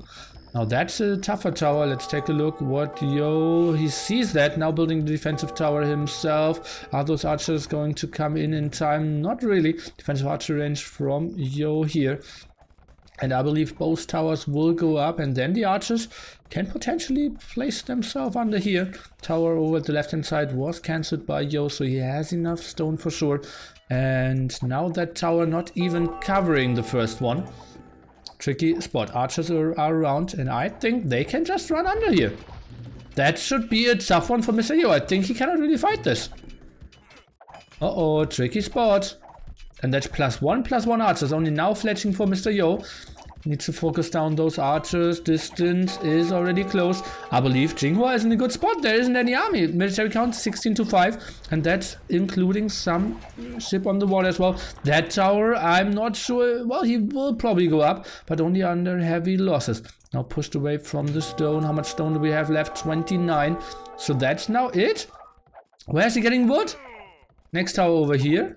Sniping down more villagers, another tower, and this is pure aggression by Yinghua, and he's playing this map so nicely. Giving up water, but Yo not having enough control here as it seems. What do you think about this village? Should build faster downhill and slower uphill? No, why? Wouldn't really know why that could add a strategic element of the game. Whoa. Okay, Yo, going for the tower war over at the left-hand side now. Killing the mining camp instead of the other tower here. Downhill buildings is when fighting. I know what you meant. Still don't really know why that would be clever. Can that tower reach the villager? No, he could not. That's just so ugly that he's focusing down the mining camp here. Moving to the top, killing those two archers. Fishing ship, only 4 from Mr. Yo, so he's not completely abusing the fact that he has water control. Obviously, without any wood income, this is tricky. Now, trying to get some more control at the top there. If anything, will should build slower on hills. That is actually something that would make a bit more sense, right? And the investment of castles on hills is a bit bigger. Oh god, Yo. 30 villagers at the moment, 25 of them idle, and those 5 aren't counted as idle, since they're, well, walking. And more villagers. Rogan? Looking forward to NAC. We got 285. Thank you so much. So am I. Thanks for your support. Yo, slinging $500 to Nikov. Well, I'm not really sure if that works that way. Yinghua, he still has 5 archers in here. Just ungarrison them and you can kill some of the villagers. Quite surprised here. The skirmishes now. Well, they can do some damage. Archers should focus down some villagers. Another tower being built. How many villagers is he sending? Quite a bit. And now charging in for the next tower. Gonna love that aggression from Mr. Yo. He took his time. Archers could reinforce that area, but not doing that just yet. Archers from Yinghua focus down here in range of the tower, not the greatest idea. And, well, he realizes he needs to get that up, and he's sending more villagers. He realizes, okay, if I get 2-3 towers up here and can keep up the aggression, it's my game to lose. And therefore, well, Mr. Yo realizes this as well. This is just madness. He's completely pushing in tower at 200 HP and dropping another tower going up over here. We have Yinghua with 145 stone, 3 on stone here. Continuing to repair. This tower is going up. We have only 1 archer here now going for that tower again. Where are the archers finally coming out? And, well, that tower is going down.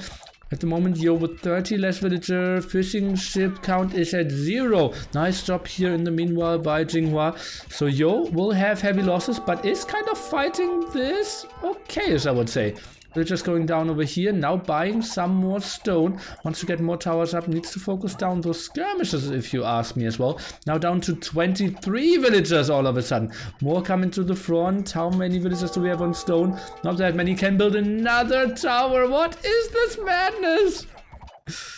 Is he not throwing this game? No, I don't think so. It's 22 villagers for Mr. Yo, even if he loses some of the towers.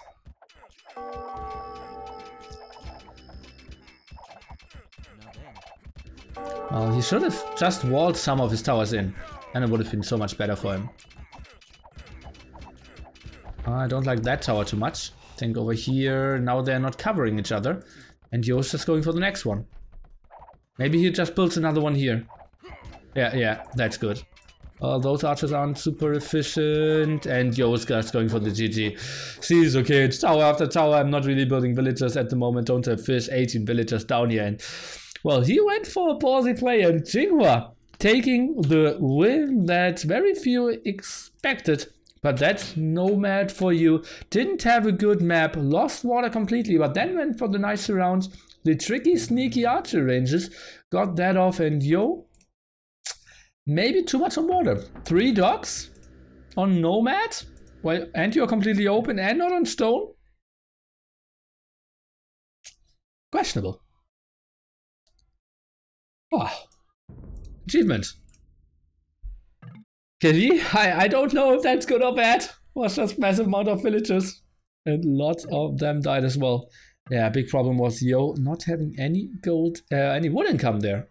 Wasn't really on gold. Stone was so much better for Yinghua as well, and that was enough for towers.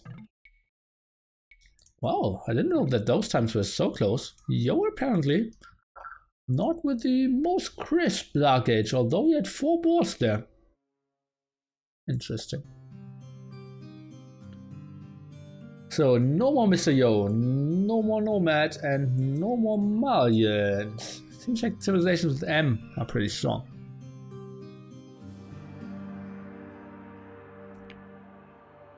Next player will be Paladin on the field, and the map...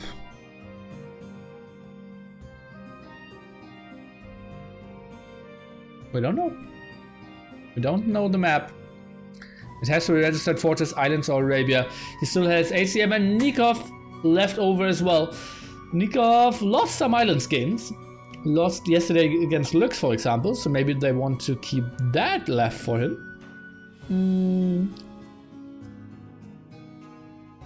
Paladin is probably someone you want to play in Arabia. So ACCM maybe on Regicide Fortress.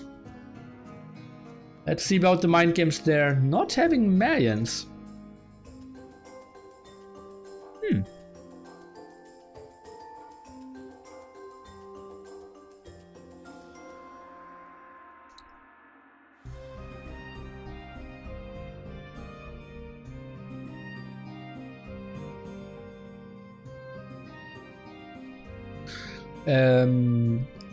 The ice... what is that, Nick? The icy bird?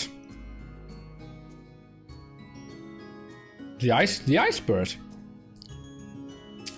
Very good question. I think players are not good enough.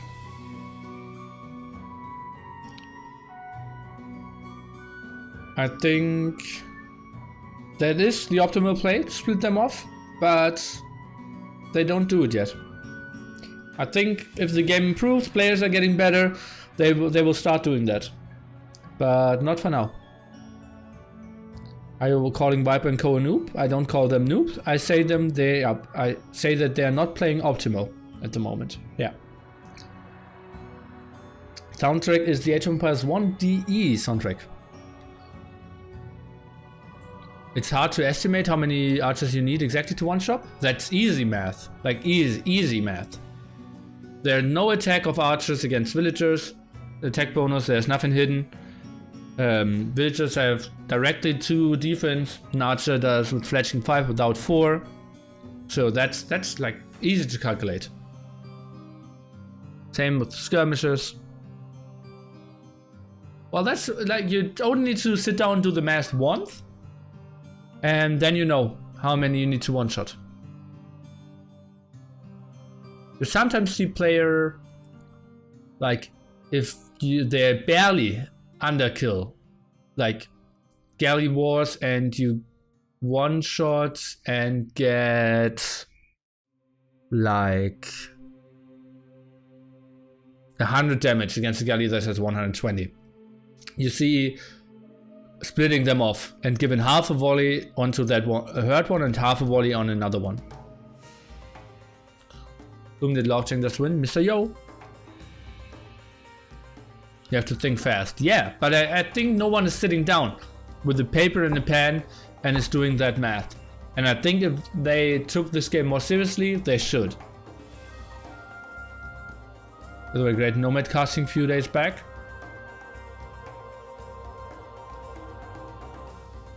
Thanks, I guess.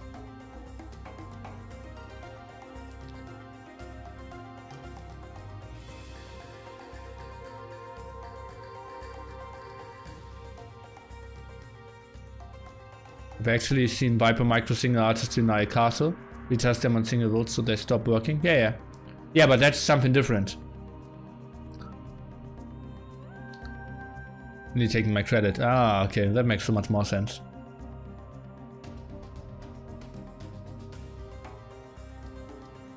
Nikov wins with Yinghua today. His tournament is kind of through. No. It's Yo's full day tomorrow. If Yo wins 6 or 7 tomorrow, he is going to win as well. Just think about it. It's tricky now, right? So we have Nikov with 8 and Yo with 4.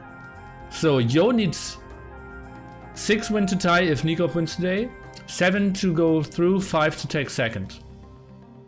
So it basically just needs to a clear win against Nikov, then all the Chinese guys will just throw it in. He beats Release, and then the max is the decider.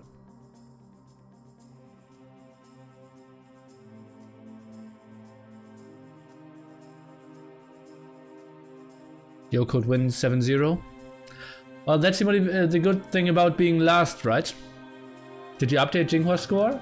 Probably not. Probably not, guy. Thanks. He's up to 4. Well, we should be at 46, right? Let's do nearly math. 14, 18, 27, 35, 43, 46. And we should be at 46, yeah. So, now it all adds up again. Thanks for being so aware. He's not gonna throw. Did Release already play? Today, yes. That's what you see when he's X'd out. Everyone played except Nikov and HCM.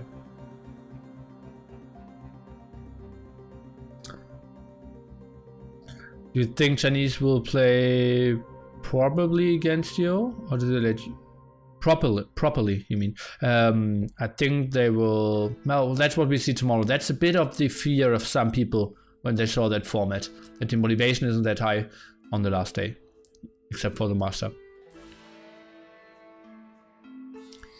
Guys, I'm kidding. I know that they don't like give death wins. Okay, let's just jump into this game because I see some attacks over here, but that's just eagle against eagle. I got a bit excited. And well, Paladin playing no mind games. He just picked Mayans straight. And on the other side we have Incas. So wants to go for Courier Eagles, I believe. And should win that fight. Okay. You have to choose who to play against with each map. Exactly. So there's the advantage.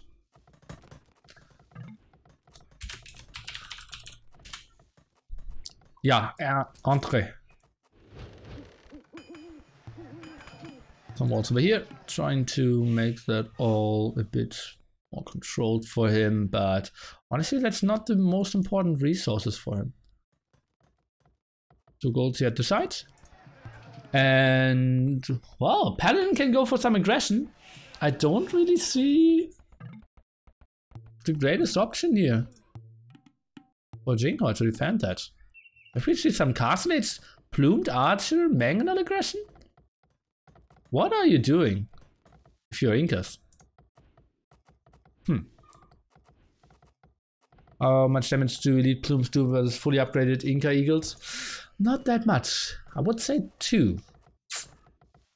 Do we want to do nearly math again? It's our day of nearly math, right? Okay, let's take a look. A plume darter of the Mayans is doing, I believe, 5 damage initially, right? That is 5 damage indeed, plus 2 versus infantry, so we're up to 7. We can upgrade 4 more, makes 11. So 11 damage output, right? Or is there something more for eagles? No, right? Just 2. And nice team pyramid, guys.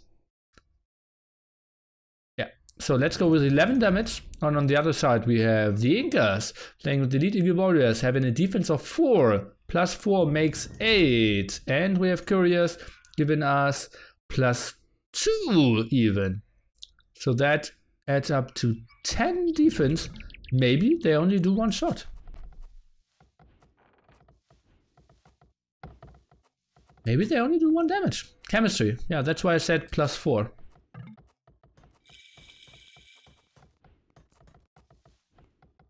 Plus 2 bonus. I already did plus 2, guys. I did 5 plus 4 plus 2.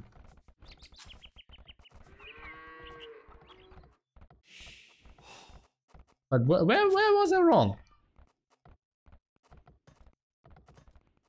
It's 2. Why? Why? Tell me. Where was I wrong? Ah, when armor greater attack, damage is bonus damage. Oh.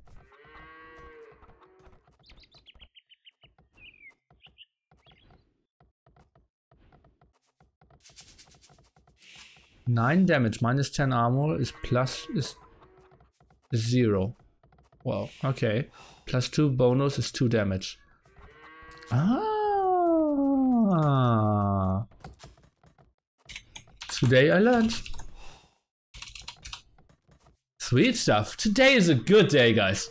We talked about cannibalism, about riding horses, about exploiting original girlfriends, and about damage output in Age of Empires 2. Sweet stuff. Ah. The plumes have plus 2 damage since when? I believe, well, I think since it came out. Ah. Ah.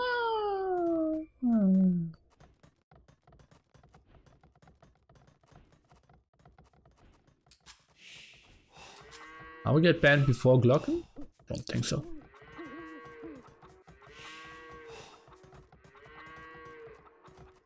Okay. Nice. I enjoy days like those, guys. And we all become better nerds on a daily basis.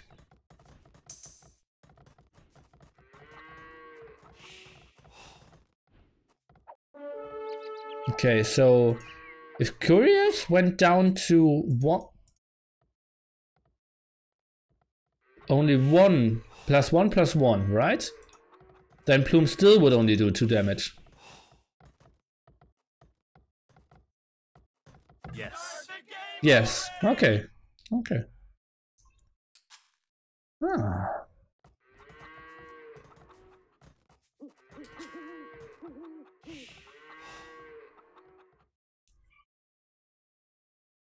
Islands and Arabia, Juvenile. Mass, where? Everywhere! All day long!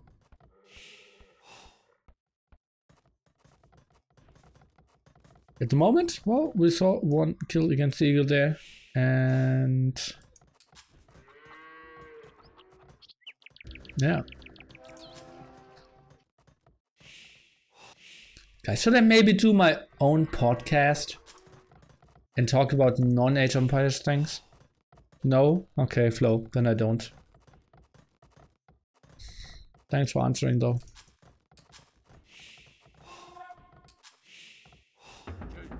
He built another eagle? Oh, so he's scared of some attack. At least wants to have some more scouting intel. Wouldn't be surprised if saw some manual action. Huh. Plumes get up 5 plus 4 attack and standard eagles up to 4 plus 4 armor plus 2 hidden bonus. And basic damage is 1, so against Inca plumes it's the same. Yeah. Thanks, Poxo, for being 3 minutes late. It's not 0 damage, it's minus 1 damage.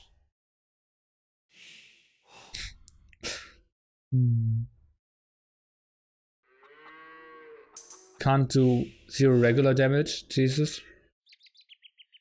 Archers fires and Huskarls. Huskarls untouched. Why not? It's in the real world, right?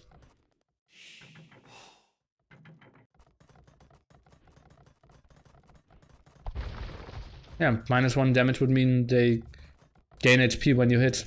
It's like an enemy monk that isn't converting but healing you. Wouldn't that be great? Just take some arrows and put them in your armor and become more healthy. And the more shots you take, the more HP you're increasing. Oh, Yinghua debated here. And now running left hand side again? Okay. The wolves are really aggressive in this tournament. I think they're playing with a higher difficulty.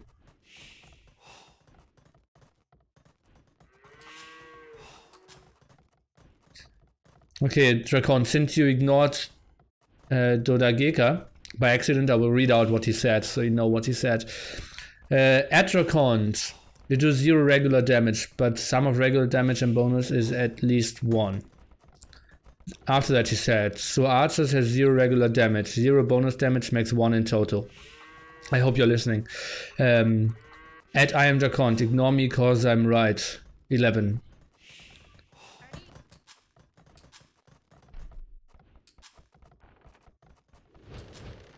So, yeah, you had a typo there. You didn't want to ignore him, I know. Up to him. Mr. Yinghua, 73 villagers, 3 TCs from him, and well, we'll see how that will play out, and if Paladin is maybe going for barracks as well. But with that amount of stone, what is he? He went to 40 Cs, guys. We discussed that yesterday and 3 days ago. You don't go 40 Cs with Mayans. Oh. Fast imp? Well, it's 80 villagers. It's not that fast, right? Huh. And somebody shoots a tank armor using a regular gun. It doesn't mean that the tank armor increases. It does! We just solved that.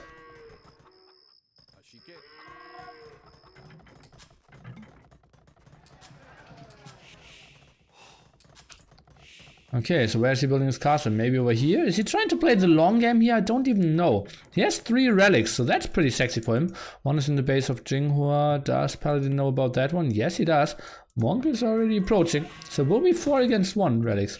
It is, let's take a look. It's Conquest win, guys.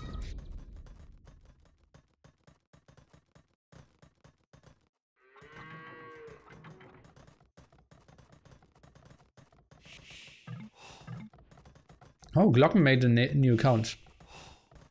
Oh, and guys with new accounts that insult people. I will time out at the start. Next time it's a ban.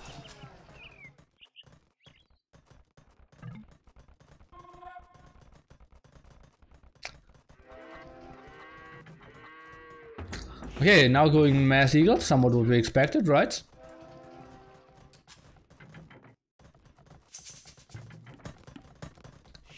The other gold spots here at the left hand side. Let's take a look. Monk should instantly die and confirmed the unit choice of his enemy, but what else could he go for? Huh, the question is, shouldn't Paladin maybe just go for eagles with 40 more HP?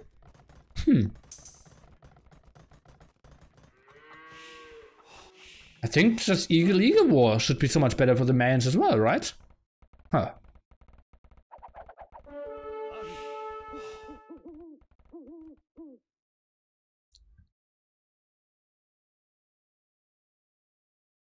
Want to go to small pause now. But honestly, like, I'm serious, guys. Shouldn't Paladin just go for Eagles himself?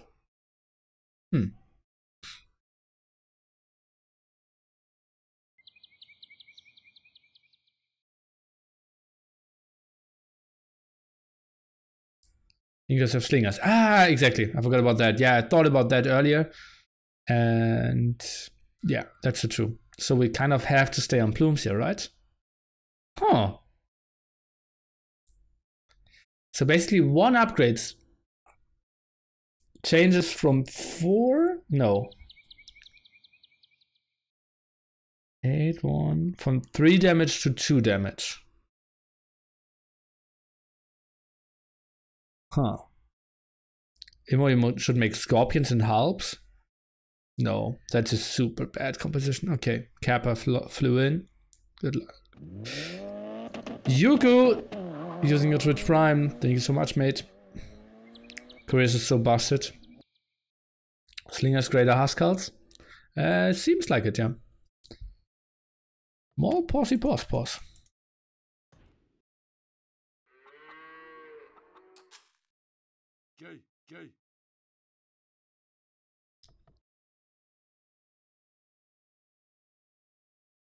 Archer range for thumping coming in as well.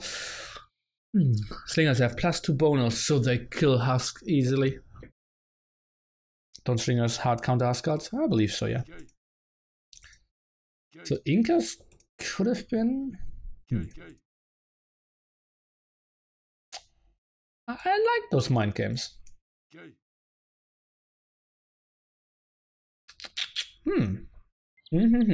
Problem is, it's so Civ dependent on Registered Fortress. When do we see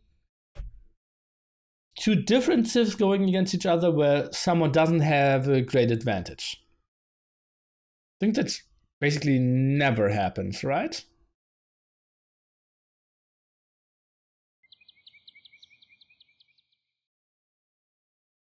Yeah, I can't really think of any good matchups.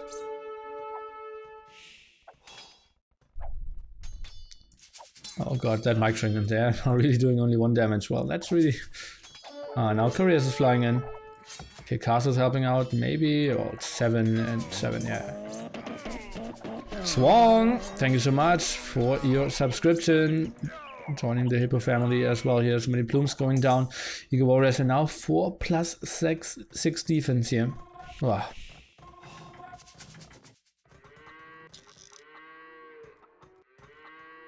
How does Incan Towers do against plumes? Oh, patterns prepared. Interesting. And yeah, it was Paladin needing a small pause, as it seems. Double pause, that's why it was so long here, and seems like Yinghua had some problems, and now they're back, and well, Paladin only now Imperial Age, and oh, that's some problem here. He just opened against knowingly Eagle Warriors out. That's just a big mistake, and that castle could go down against the 2 patterns here as well. This could just be the throw of the game. No, he's going into the walls. What happened here?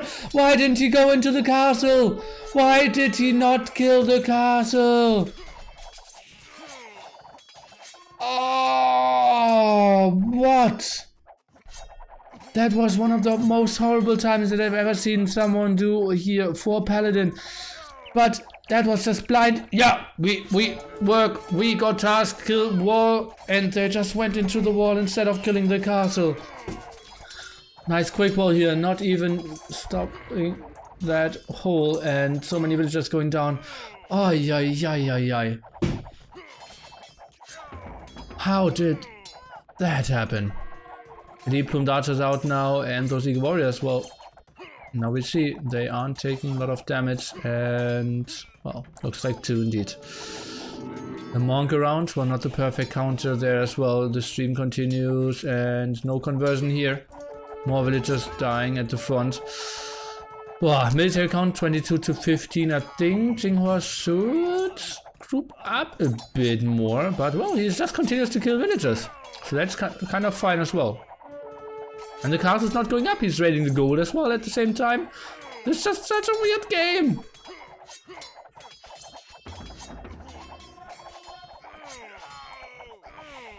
Oh.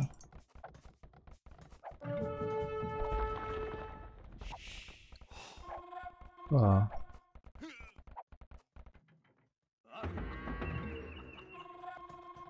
Okay, map control should actually be in favor of Yinghua and should get one of those extra golds.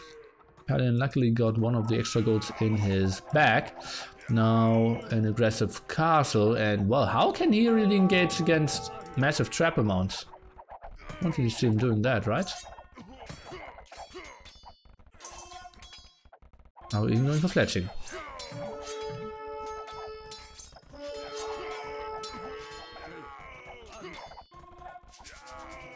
Cap ram for Paladin. Oh, he goes for the right hand side castle first. Let's take a look. Are rams around? We're only attacking capped rams. But gold is such a big problem. Look at that. 5 on gold over here. Some in the back. Where is this other gold spot? 1 is at the front. Oh yeah, over here. 2. Wow. Look at, he shouldn't really have any villagers on gold at the on food at the moment. And for masonry, okay, I can see that. But except that, I believe he should have way more. Okay, he sold a lot of food.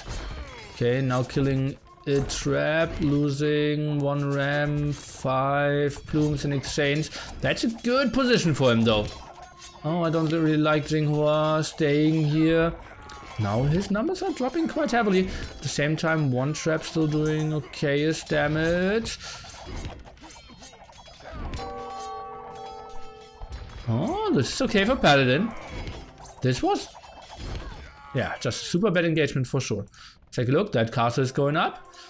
What was the plan for Yinghua here? Oh, just casually going for the gold. Okay. Siege ram upgrade now. The warriors to the front again. I think he needs to group up more.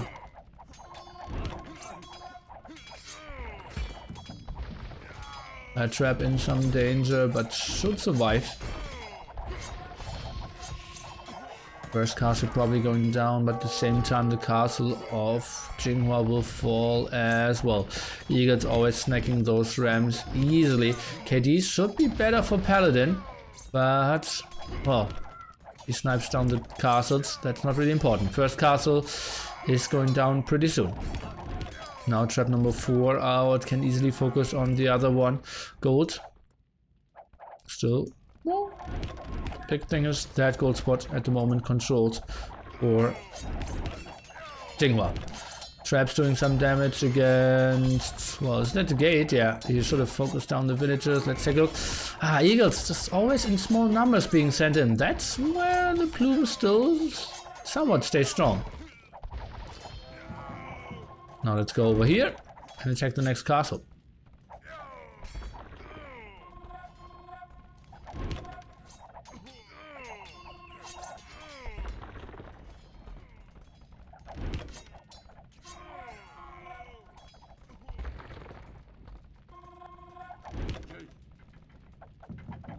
Oh, not the greatest moment here with the traps.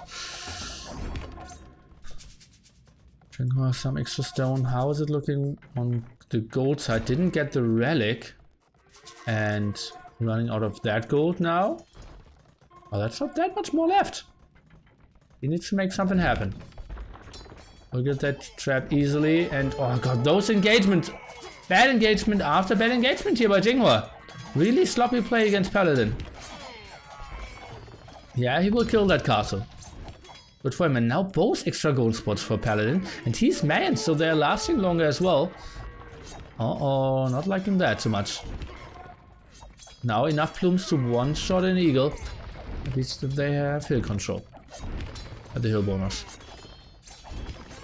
Going for somewhat of a wraparound. Killing a lot of villagers over at the side. But Paladin going back. Military count at the moment. Better for our player in the red here. The Marion's Archer player. Where are the kings? Maybe something... Okay, that looks like the king is here and king is here. So that's all protected, all good.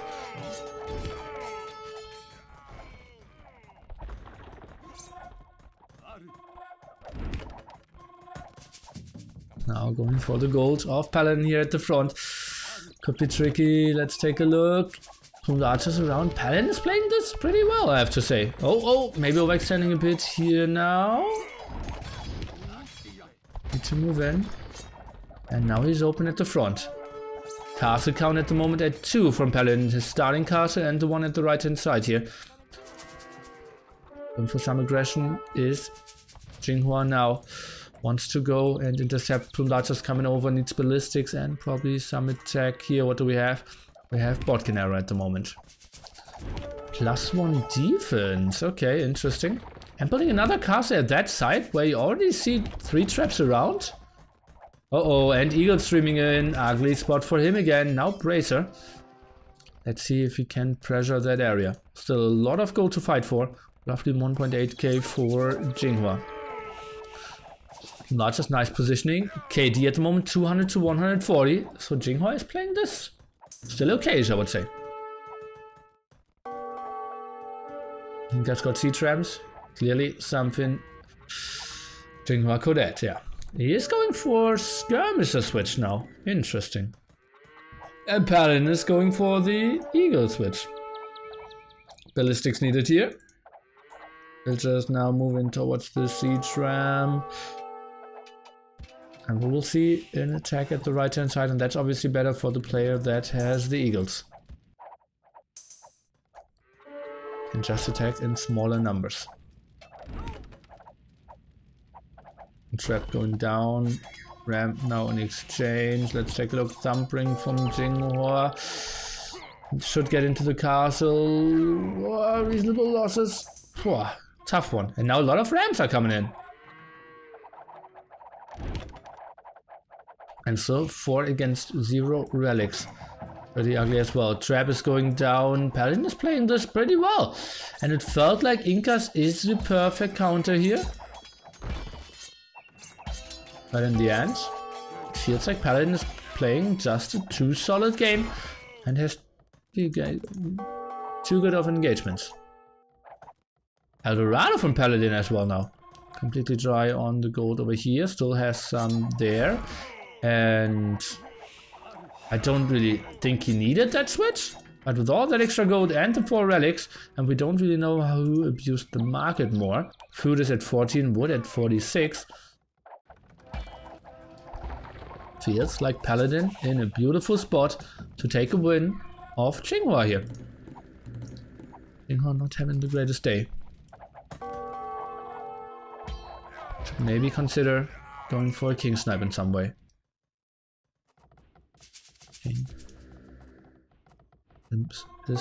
His king pretty well protected. The other king, well, something that he could surround with the eagles.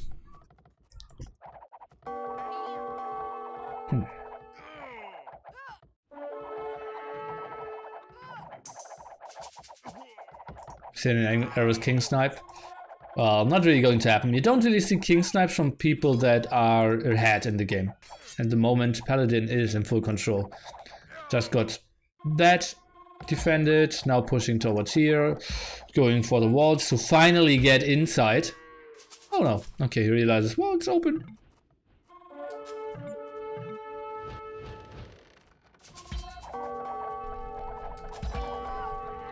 Yeah, Incas without gold. Not the greatest civ either, yeah.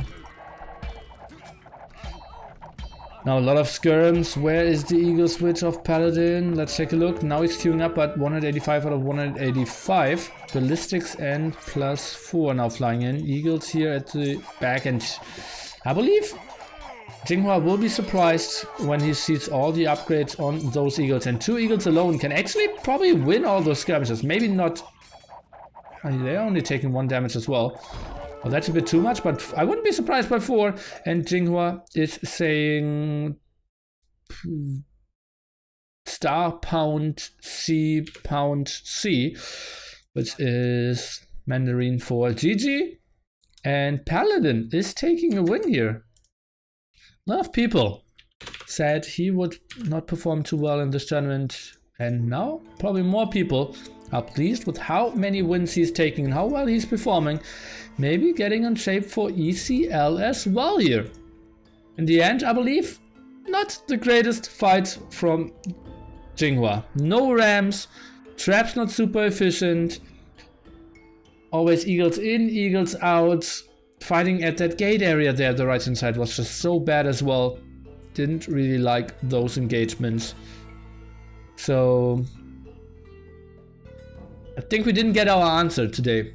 How good Incas are against Malians on the other side fortress.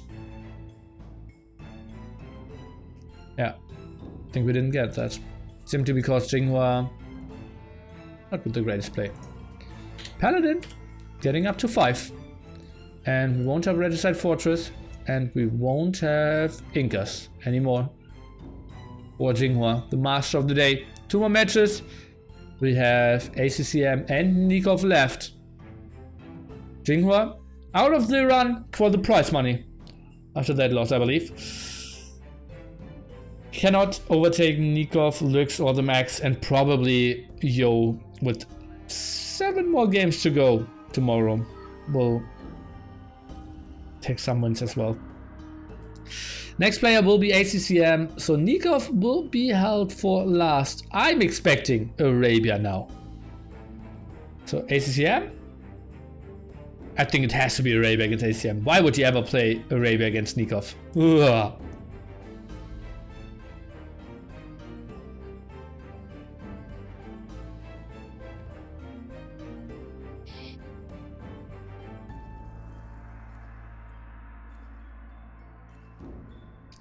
At least we'll win with ECL with Suomi. I bet against that. Yokikaze, standings. Exactly. Koreans incoming. Wouldn't that be funny?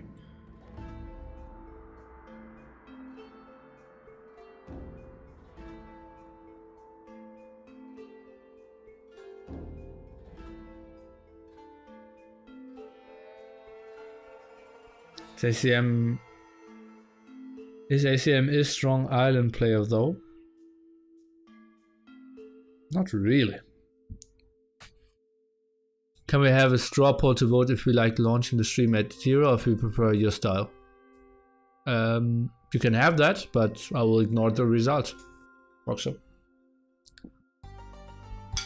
I want Suomi to win the ECL. Would surprise me a lot. Yeah, I would give you very good odds for that.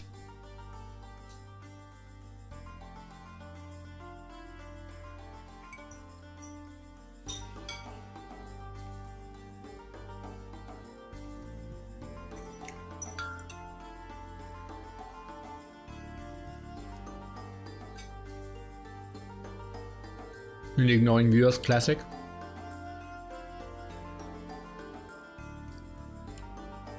Really always hating on Vinland, Monkas. Who did Vinland beat in Battle of Africa? They didn't beat any of the other 4 top teams. They didn't beat Tyrant, they didn't beat AM, they didn't beat SY, they didn't beat Brazil. They beat VNS, NAPS, and China B. Oh no, they were called China A, right? Vinland beat SY, Frantic, and Brazilian Nations Cup. Guys, don't get me wrong. Finland is number 3 for me at the moment.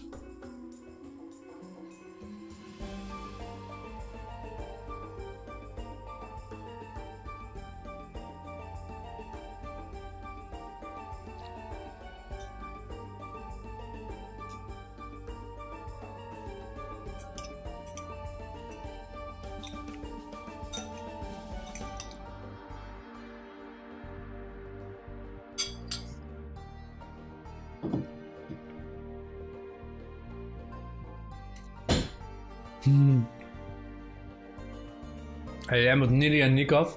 That would be great.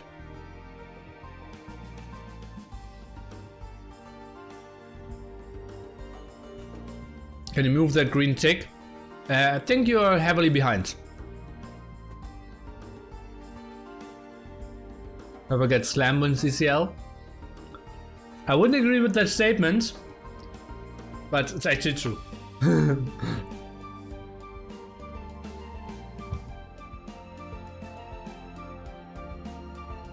Winland over Brazil? Yeah, easily. Like, easily. I wouldn't give you good odds on that.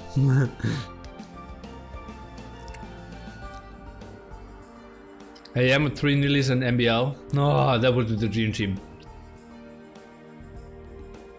Nili flank, Nili pocket, MBL flank. 3 times boom. And MBL rage quits at minute 17. And then I would go full deathmatch mode and lose at minute 32.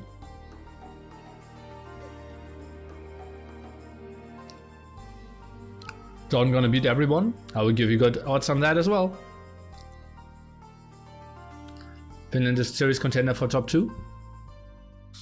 Somewhat, yeah. Nearly as part of AM, can you start to train your trash talk? I am doing that.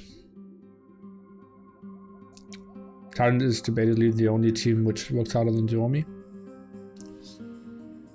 I heard Alliance is training a lot. You just need to get this Fortnite game on point. Shit. I would go full DM mode, just gonna lose with Tyrants. Well, 3 times Nili has never been beaten. I always played with those plebs like Rubenstock and Orkut.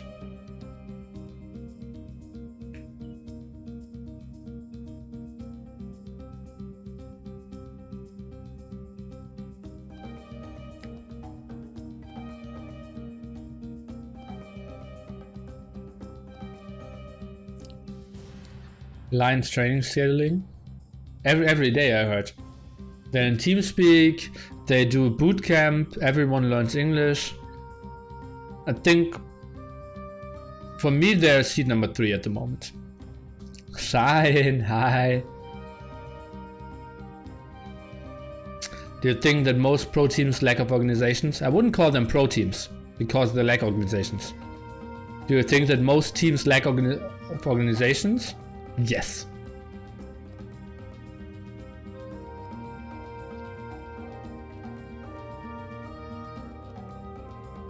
You're disrespecting Belgium. I don't want to disrespect anyone.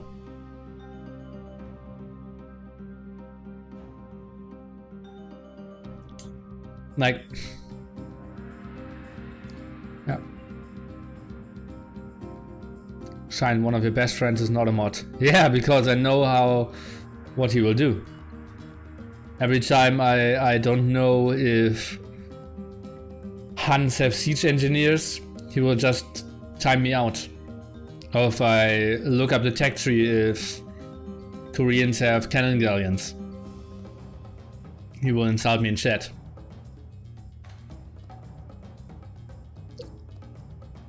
Well, Nearly has to learn to curse like AM guys. Well, I think I will never curse like them. Especially because, like, yeah, I'm coming from a very background with a lot of people very aware of what they say. And they're always saying retard. Doesn't make a lot of sense to me. Do you think that most teams lack a good coach? Yes, but couldn't use them anyways because they can't take criticism. Yes, of players who don't have higher rating than themselves. Yes, that's always a problem. Like if a 1700 comes to me and tells me, Nearly, in that game you did that and that wrong.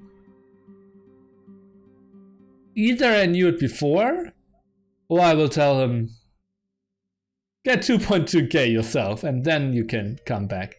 It's like very unnatural. Yeah, I think I'm somewhat better than the average of taking criticism from worse players, but it's still like not really going easily off. Thoughts on the LOS editions? Think they couldn't get anyone better.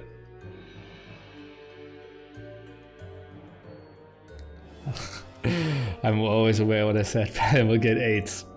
I didn't... Flo! I didn't try to say that.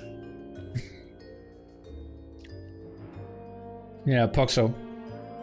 Yeah, but you earned your respect by analysis of the games during Gamescom. You sat there and said, this and this will happen, those are the strong civs, that works out this way, and I respect your opinion.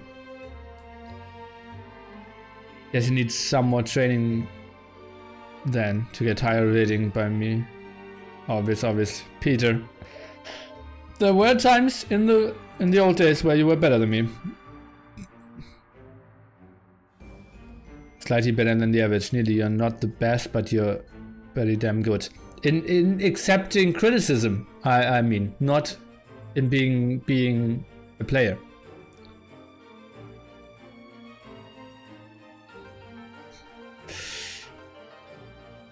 Machine can have more game knowledge than 2K, but 2K just has much better micro and APM, which matters more.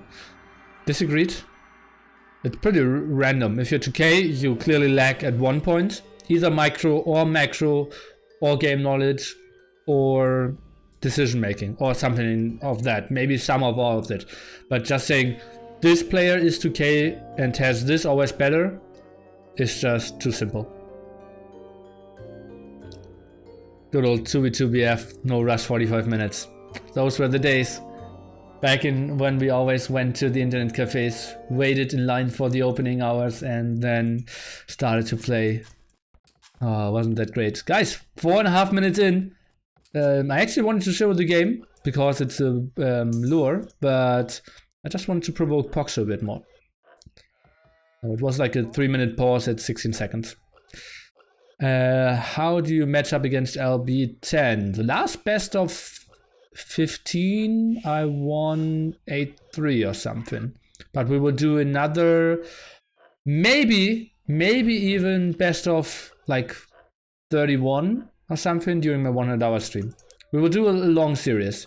Shortest is best of 11. I don't think that we will go for best of 51. But we will have something. Maybe 3 best of 11s. That's something I would also love. Like 3 best of 11s would be sexy. 100-hour stream, you heard correct, guys. Poor Nico forced to play Islands again. Well, I believe he likes that more than Scandinavia. By the way, we're looking into an AdSec war. The boar still was stopped. The boar is running. Why is the boar running back? Ah, here we are. Okay. Best of 111 would be sexy. Well, that it's like I cannot do a lot of other stuff. Best of 101. That's a long time. Right? Is there a place to see the teams that have signed up? For what? For ECL? Yes. AOE zone registration. For yeah, that's the only tournament you have to. Yeah. On AOE zone. Friendly chat helping out. We see ACM going for a barracks here, and he collected some gold as well. 15 gold from him. Interesting. Now goes for the late second boar. Decided to not rush, as it seems. That looked like, okay, I will rush, okay, I won't rush. Oh.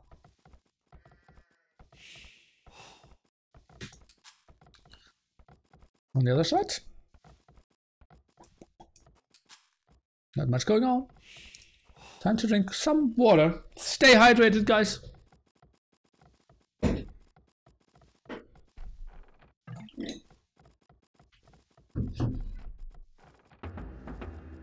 Oh.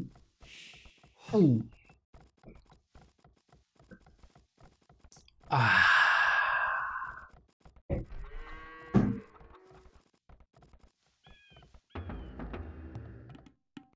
Okay, what are we seeing now?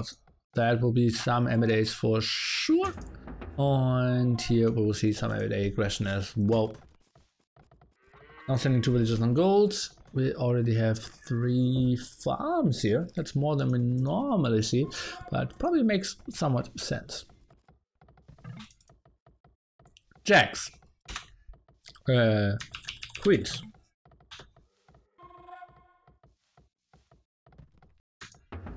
I'm always one-upping him. And if he says kings, I'm prepared for aces. Oh, well, CEO wants to get beat by me again.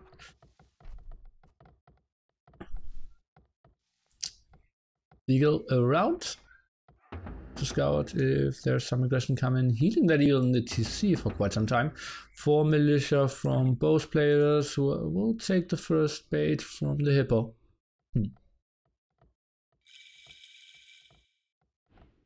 What if you say it's aces though? I will say 6-5 suited, suck out.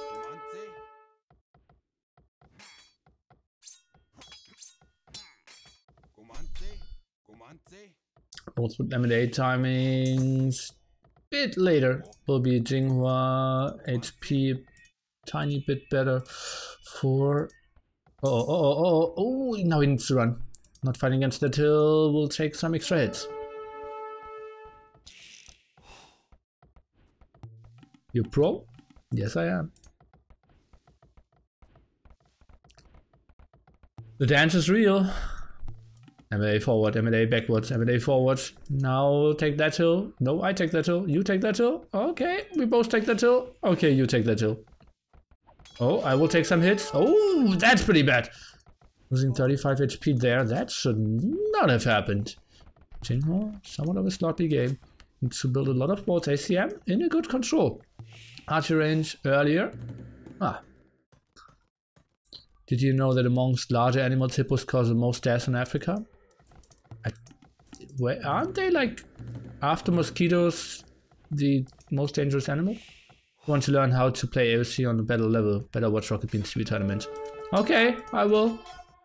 Thank you so much for the tip. Really was looking for inspiration. What is Yinghua doing? Is he just trying to buy time? Oh god, now 2 losses already for him. The eagle down, 1 M&A down. Now it's just running to the other side. After mosquito, it's probably dog. Why would dog be so deadly?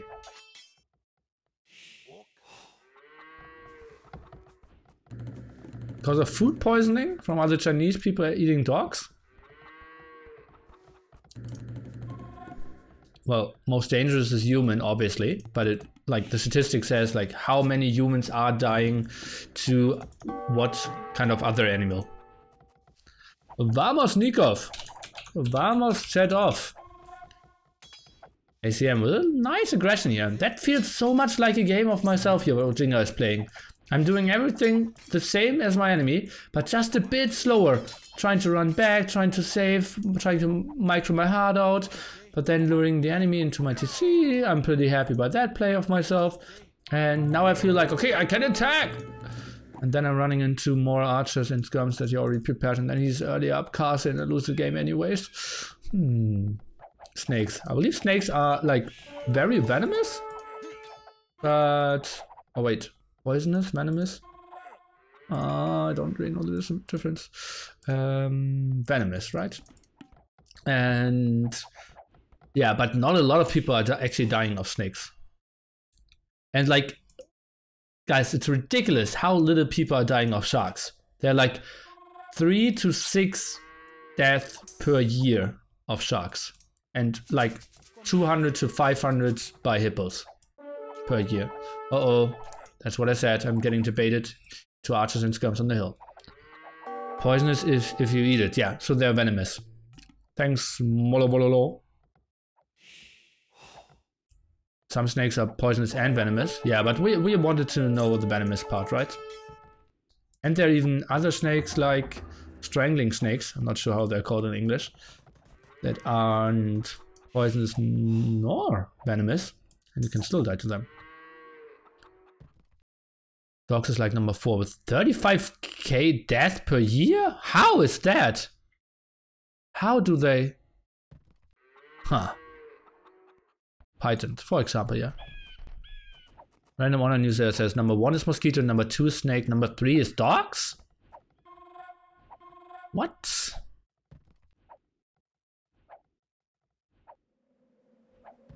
Why people know sharks and snakes are dangerous? Well, it's tough to get into an area of a shark. Like, it's not like you can find a... You really need to invest quite a lot to actually get in touch with the shark. But in a hippo you can just run through like bushes in Africa. Hippos 500 deaths per year, yeah. Have you encountered stray dogs in third world countries? Well, I'm not sure if they're called third world countries. Probably yes, yeah. Look at that! That's next level play, guys. Healed archers on the hill, hurt archers in the TC to heal them up. That's 2018 play for you guys. The channel is like 1% AU2 content. Yeah, I doubled my numbers. Yesterday it was 0.5%. I got too much bad feedback. I really want to concentrate more on the games today.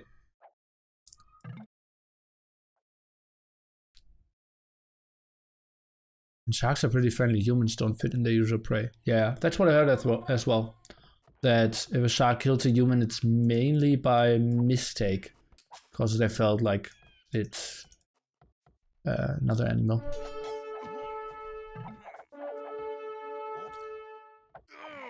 Can we see ACM camping that hill? There's one skirmisher in there. Archers only from Yinghua. Kind of similar to the Mayans game here today, right? Oh, Ethiopians. He had Ethiopians. The first, or like game number 0 of the day.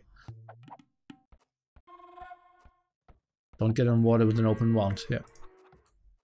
Even then, if you go like everywhere where you can still stand or barely swim, it's not like a shark will go into like 3-meter deep water.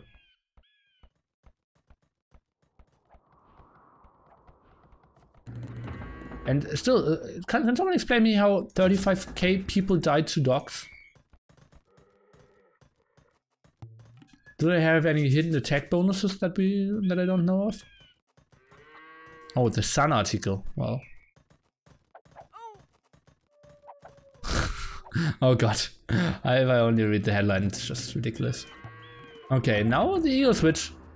3 barracks and ACM camping this at home, now getting all his army around. We can still not get in there. Upgrade needs to get here instantly. Trying to debate a bit. Those upgrades won't kick in before the... Oh, he's just trying to fight this off. And now, oh god, this is so bad. This is so bad. Look at the upgrades. They're all just coming in. Upgrades so close. And oh, he's just losing everything just shortly before those upgrades are finishing. So brutal. Okay, now we'll just focus those down. KD a bit better for ACCM now. We'll fight in the end against the upgraded crossbows.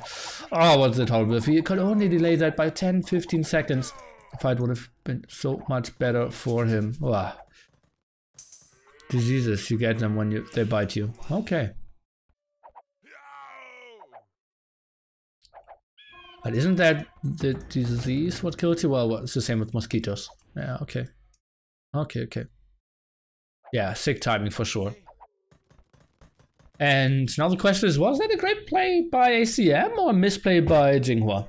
Being so trapped there shortly before he can get the upgrades. Well, he is switching on to Eagle Warriors anyway, so it's not like the end of the world for him. He wanted to switch away there, but still, it kind of felt not super intentional. Not always. Dogs kill 25k people yearly. These deaths are not because of vicious mauling by household pets. However, feral and stray dogs infected with rabies attack people and spread the disease. Okay, rabies mainly. So that's like mainly third world countries, right? You should like in Germany, you get easy vaccines against rabies.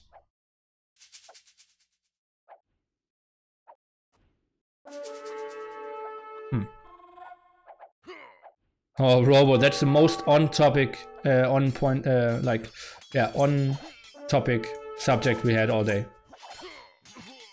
Jamie! Plus the defense and Squires.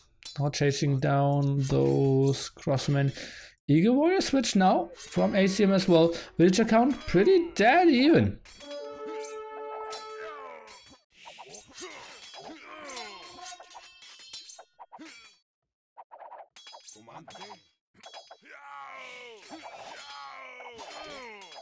Oh, nice debation here. Eagle still around and Yinghua, well, now again 3 army only. Barracks number 4 on the way though. He needs a lot of villagers and golds to keep this production up. Not the greatest gold camp for him. Is he moving out? Probably wants to build a TC here.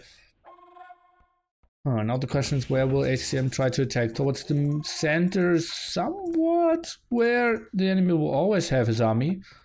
Like in this case. Sneak attack over here would have been like super sexy, but then everyone would have accused him of stream cheating.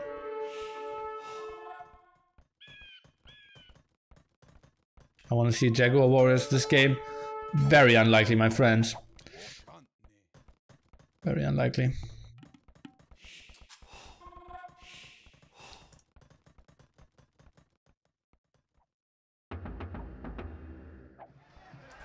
Market now, okay. Doesn't really look like he needs to balance his eco too much. We'll get onto that gold now as well. I like that Yinghua is staying active on the map. He knows he really does not want to get raided here. Has one more eagle, should get a better fight. But now ACM is coming in with his crossman patrol, attacking a bit later. Yinghua cannot take this fight. He's now losing all his eagle warriors again. Or is he? What? It's 1-2 and 1-1. Oh, okay. So upgrade advantage here for Yinghua. I was missing that. 7 more villages for him. He soon has the 3 TCs running on the other side. We have 1 TC play from ACCM. Oh. Building that aggressive tower didn't allow him to go for more, and he never really upgraded the stone income there. Or went for stone. Who's killed more villagers than AOC or boars or wolves? That's actually a close question. Oh.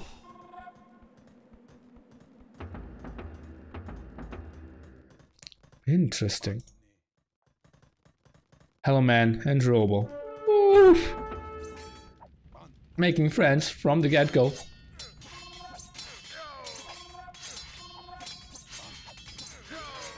T90, my friend, I have to applaud you on your 24-hour stream. Just watched the last Diplo game there. Oh no, it wasn't a Diplo, right? It was Regicide King of the Hill with a horrible, unentertaining map.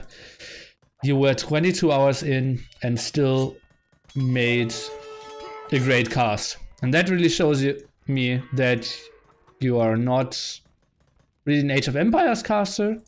That is just like play by play and see what happens, but a real entertainer and understanding how a show works. So, great job there, mate. Can you change to team colors? Why? Blue and purple are super fine. We watched that all game long.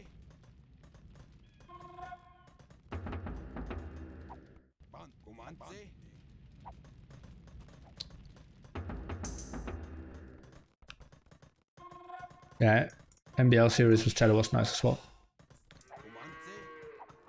Okay, now Iron casting here. Oh, but this could be a double raid and we don't have a defensive TC over here. ACM needs to run now. He's trying to get a TC up over here. Not the greatest spots for TC placements when both goals somewhat on a hill. He is getting the raids on over at the other side. We have 11 villagers in here. He's trying to attack the TC. I don't think that's a super best choice ever. And the raids now towards the gold continuing. I think he will lose all his Eagle Warriors. Is he throwing this game? Yinghua efficient at the front, take him off gold. Is he squeezing through here with some Eagle Warriors? This is still open. Let's take a look. ACM still only had 2 TCs. Those Eagle Warriors had to go back. This was a good minute here for Yinghua. At the moment, he's 16 villagers ahead, still on 3 TCs against 2 TCs. Good job.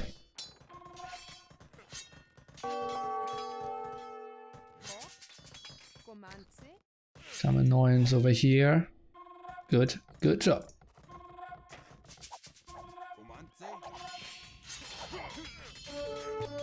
Finally closing that off, but that doesn't allow his 2 barracks to reinforce better. So that got spot pretty ugly. Finally sees that raid after losing, what was that, 4 villagers? One single Eagle Warrior, so he clearly deserves a medal. But now returning the favor, this is a pretty open game. Both kind of fighting without gloves here. Really throwing it at each other at the moment. But simply the difference having 3 TCs to 2 TCs allows you, yeah, to protect your villagers so much better. And then the overcommittal here from ACM at that side, putting those villagers in time, looks pretty sexy. I don't like that he commits on the barracks. Is getting a lot of hits against him. Military count very even, but not all grouped up at the moment. And going for TC number 4. That's something we very rarely see in an Aztecs war. Normally you function with a very low eco and simply upgrading to Elite Eagle Warriors is so efficient that you mainly stay on 3 TCs, but since both players had so low numbers and just really went for each other, I like that idea of a forced TC. Let's see, ACM still at 2. Probably doesn't like to see a forced TC here. Maybe he could have made an argument for repairing that, but honestly, that shouldn't really happen. ACM losing 1 eagle. That's not too bad, actually. Idling 15 villagers here for half a minute in exchange of 1 eagle. That could be worse. ACM selling some wood and keeps producing. He has at the moment 6 barracks. Let's take a look at the other side. I count 4, 5, 7 at the moment. So somewhat similar production. 30 villagers, the advantage though for Yinghua. He will get raided everywhere. ACM at the moment with 10 more military and trying to abuse that is taking the advantage here. Another raid at the gold. Problem is, still lacking the +2 defense on his eagles. Uh-oh, what is this? Did he not patrol? Okay, now he is, and finally he is doing that +2 defense. Military count, now only 5 more for ACCM. Trying to take the fight here from the hill, more eagles to the front. This is full out aggression from ACCM. Once he loses that aggression, raids into his golds are an option again, and that's why he stays so active. Maybe Yinghua just killing off 1 eagle could be an option. More raids through the center now. Yinghua taking that engagement against the hill, but with so better numbers that it should be his.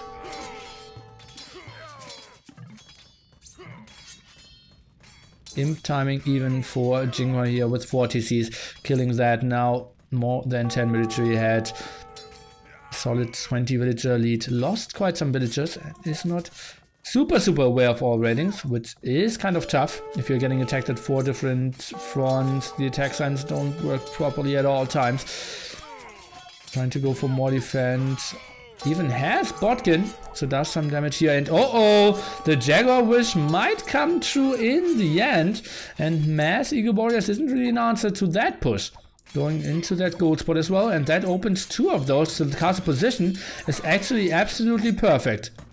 Military count better for Yinghua, but that's all and like spread around. We can see some over here, we have some patrolling over here, trying to defend against raids. But ACM, since he has the aggression, can just clump them up and decide, okay, I want to attack over here. And that's the good spot for him. What is ACM going for? He is just scouting the area. Finds a relic, finds 2 wolves. Villager will survive. And no one really with any relics yet. And Jaguar production, is it coming in? I wouldn't really know why. TC is probably too strong. Eagles can just run. At the moment, ACM with good numbers though. More military for him, and it's still, as I said, a lot of eagles around, and now all moving to the right hand side, and now ACM is moving in. ACM is playing this in Castle Age. Somewhat of an all-in. Well, okay, Jaguars, they are They will do their work. Now that gold is blocked. How much gold do we have in the starting gold? Uh-oh. Uh-oh. All dry for Yinghua. He is heavily on stone though. Why did he not build a castle yet? Now taking Elite Eagle Warrior. Very crucial upgrade. Makes all this fight so much better. Let's see if... Yeah, full Jaguar. Full Castle Age all-in from ACCM into those 2 gold spots. He knows about 1 gold spot here at the top. So he knows there's only 1 extra gold spot. Where is that one? Let's try to find it on the mini-map. It's that one over here. And we only have 1k gold left there as well. So that's the only 1k gold at the moment that Yinghua is getting. Plus 4 defense for him. What is he doing with all his stone? Did he sell it? At 77, so some stone sold for sure. Now we're going for some repair, ram around, Eagle Warriors, fighting just shortly before plus 4 defense kicks in. I believe he might not even hold this military count. 31 to 14. ACM is going with this one crazy attack at 6 watts. All about the gold control. And another raid. That's so good. ACCM so aware what's important in this game. And he realizes, well, you need to defend right hand side. You probably are sending everything here. And then I'm coming back and raid you in your back. Ah. And again, sold some more stone. Price now at 69. So even if it says 1k, it's not really 1k. But, well, he's trying to get onto more gold. Jax, how efficient are they against Elite Eagle Warriors? Could be better. No plus 4 from Yinghua at the moment. Jax should maybe be even focused down the Rams. Oh, taking some. Eagles should be used for raiding, Jaguars for fighting here, but that's easier said than done. Now pulling more villagers and suddenly ACCM is more than 40 pop ahead here. We have 1 castle from Yinghua here in the center. Massively still on stone. Rally count for both players 0 to 0. ACCM building another castle. Oh, tries to defend that center area. And 7 more gold now. Continues to go for Jax. If he actually cancel all of those, he could go up to him with a 40 villager lead. Wow. Now picking up the relics, so crucial in Edzek Wars. Yinghua selling some food. That looks like a castle to me. Indeed. Might let this castle go up. What is his plan? TC here, well, patrol not the greatest one. Jax doing so much damage here though. League of Warriors, I still believe that they should go more for the raids for the debation and just group up all those Jaguar numbers is a bit better. But it feels like he just could take this control of the fight. Villager numbers now down to, I believe, 5-ish here.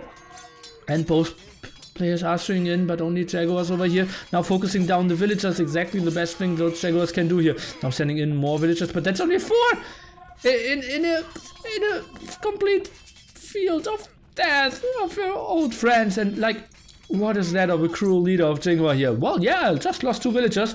Send 10 more. It's not like there's still a lot of army left, and well, sadly the bad news. There are 112 villagers now to 60. Some raids over here won't really do the greatest thing. Let's take a look. Monk, can he go? Oh, great micro here by Yinghua. Microing that back. New Eagle came in, and that was a nice move here. Jaguar, how much damage is he doing to an Eagle? 21. So 3 hitting. That's pretty solid. Aggression continues over here. Still no golden come. Now completely out of that one.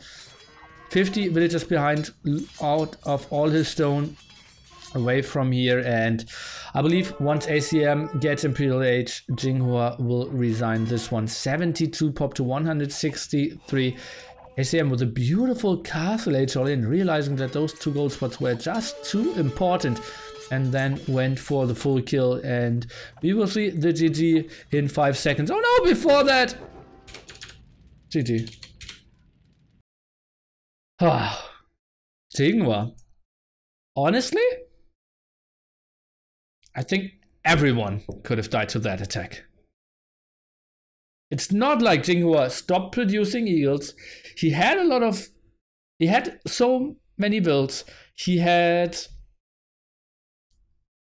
the production running. He was taking to imp at a reasonable timing, 102 villagers, 7 barracks running, had the more military, and then just one castle Jaguar push into the gold, won the game.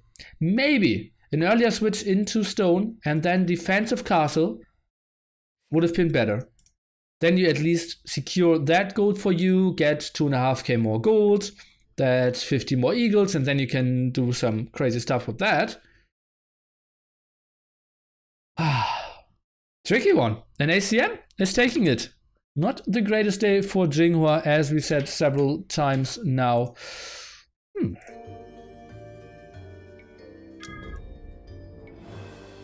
KD, ACM, he just went ham on so many villagers, and that's what really helped him in the end. And Yinghua, as you can see, gold somewhat close. That's pretty high because he sold all of his stone. Food evenish. Wood, ACM, small advantage. Although he was only slightly ahead in villagers, and most of the game he was behind.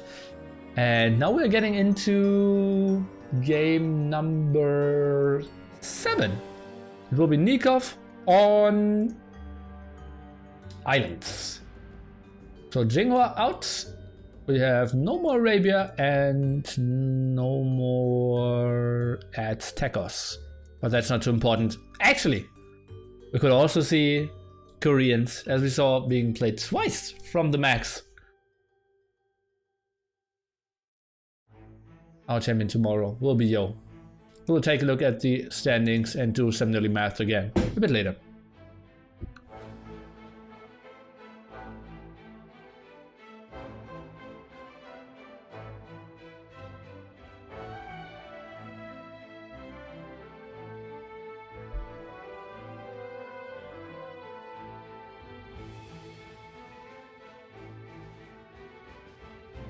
Yeah, ACM playing some strong challenger matches.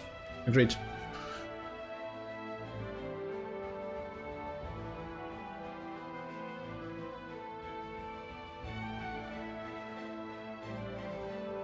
If you like this tournament, make sure to tune in tomorrow again, where we will have 7 matches of Mr. Yo against the other challengers.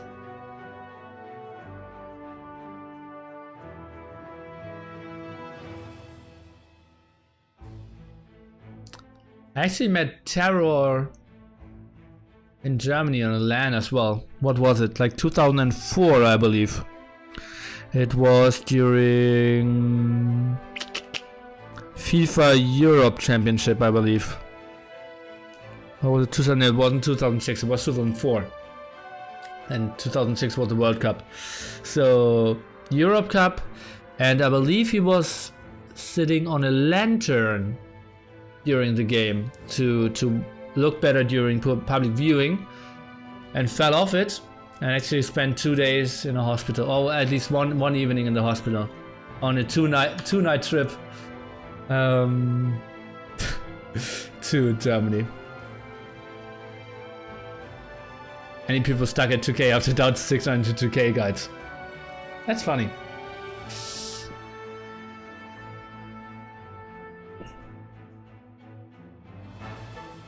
Yeah, Terror will. Is he 90 dead?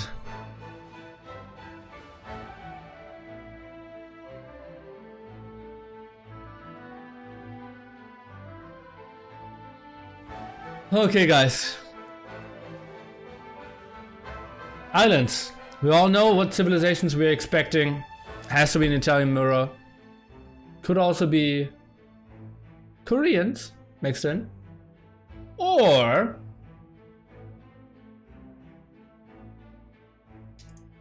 just maybe if it's Nikov and he goes crazy, because he never builds fire galleys anyways.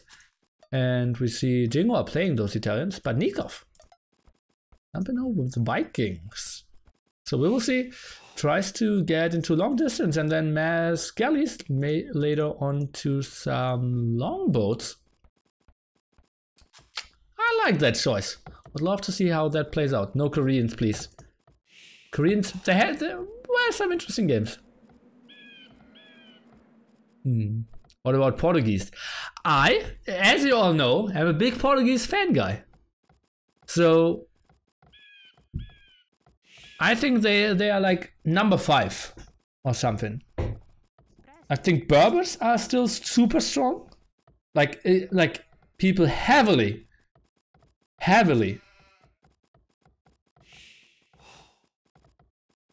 underestimate them.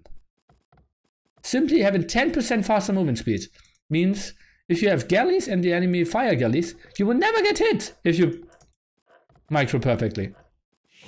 It just hit, move back, wait till you have distance, hit, move back, hit, move back. And every time he disengages, you charge and you hit and he can't run. This is so good. I want to see Vikings Korea versus Vikings versus Korea, Turtle versus Longboats. In one of my King of the Hippos, I did, what was it? I believe Water Nomad.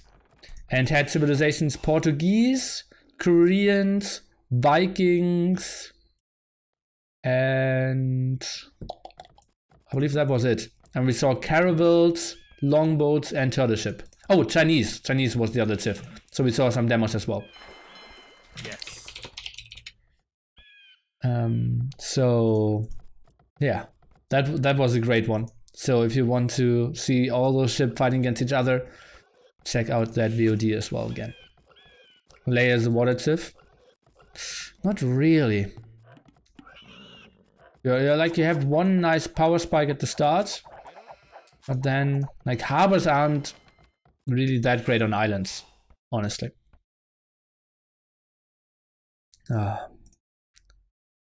Berbers are great for 2K plus players. For us 1500 plebs, 10% movement speed is hard to use. Field Webman. Kind of agreed. It's a bonus that requires a lot of micro. And that's one of the big problems if you're a game developer and game balancer. That's a bonus that is overpowered in high level games and completely irrelevant in low level games.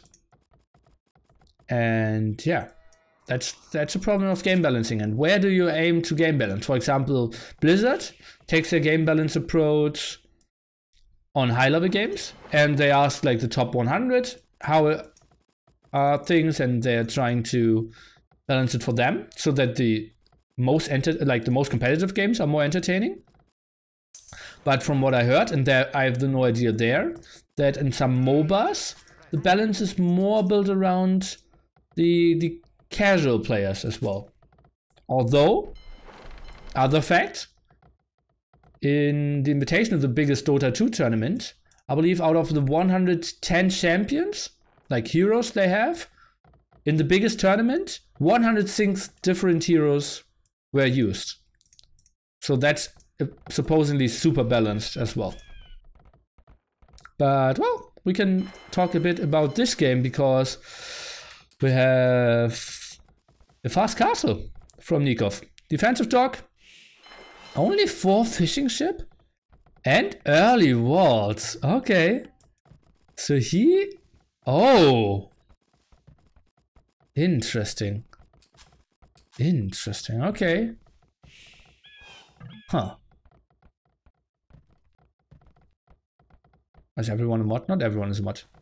In law, there were several reworks of champions to fix the problem. Well, I have no idea. I never played that game, never watched a single game. I think Dota 2 I watched like 15 minutes on the first invitation of the noob stream, and I played one game of Dota 1, where I supposedly had the most difficult character as a random spawn. And had no fun. Because obviously I ran into a tower, instantly died, and people were starting to laugh. But well, happens. Ah.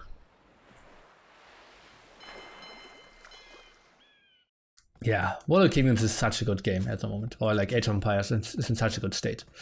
Only 2 on gold. Questionable to me.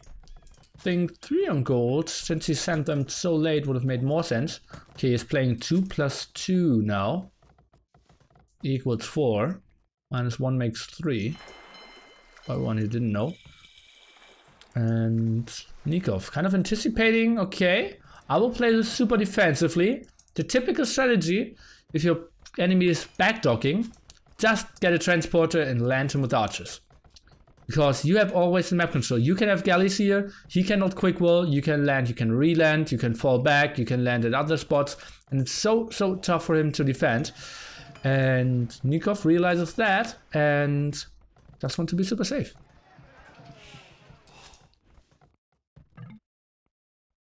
What's Nikov's plan? Second lumber camp. Fine, I will tell the story about the time that a guy landed on an island and built 2 archery ranges and it was the wrong island. That happened. I told the story of the NC land the other day where we had 4v4 team islands and Lazar was landing with 5 villagers, started his trip here, landed around, get sneaky move, reach fuel aid, sneaky move, reach castle aid, and build 3 stables over here. Mass knights, 12 stables into the wood line of his teammate. And he was really pissed that his knights didn't attack. And then his teammate was like, oh my knight, oh, okay, well that wasn't too bad. Lucky thing, the enemies in the meanwhile landed over here at the front and he just smashed them with all his 12 knights prepared and they won the game because enemy over-invested into their landing. Leather. Hashtag mind games. Friendship knights. Okay, 2 aggressive dogs now. Sending his fishing ship around. And classic NC zone game. Yeah. It's not NC zone, it's NC LAN even. Yeah, but we have an offline version of the NC zone at the LAN, so. 15-1 castle age. That's a timing I would be satisfied with as well. We see now the galley switch here from the Italians, sees the double dock at the front. Now the question is, well, 6 galleys, how many longboats do we need? I think I would wait, what? Okay. I think I would wait for 5 at least? Something like that. Only which will we have on gold? 6, okay. 3 farmers and quite a lot of villagers still on berries. Somewhat scared of landing.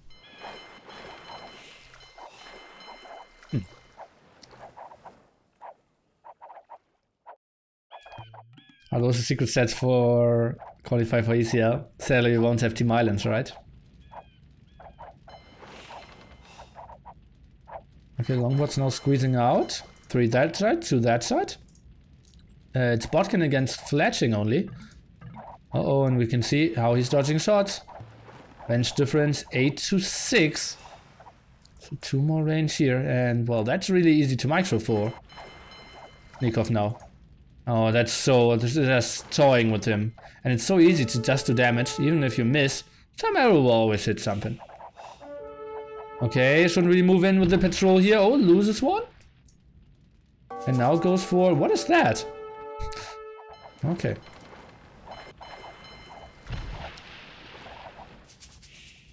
Small expert trick. You should always use longboats in the white formation. Simply because you over damage too much with them. If you are, oh god, Nikov. That's a sloppy game by him so far. Some great micro afterwards to compensate for that, but not a perfect game by him so far. KD now 5-5. Now it gets tricky. Oh god. Now it gets really tricky. Longboat aggression. And we're still a solid 1 minute away from getting war galleys ourselves here for Yinghua. Wow. No demos? Well, he wants to go into longboats, right? 2 docks. I think the production speed of longboats is really short as well. Let's just quickly check that. After we see Vikings, they have 25 seconds, compare that to galley, I believe 60, right? 60 seconds, and a war galley 36. So 25 to 36. So you don't need that many docks. Let's take a look. Oh god. Tricky stuff. Okay, now really doesn't want to take this fight. Well, fireship don't do anything anymore against longboats. Can easily out micro those.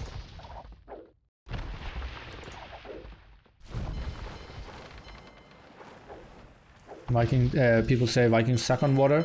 Well, the thing is, Nikov made them look good. The problem is he could never front dock.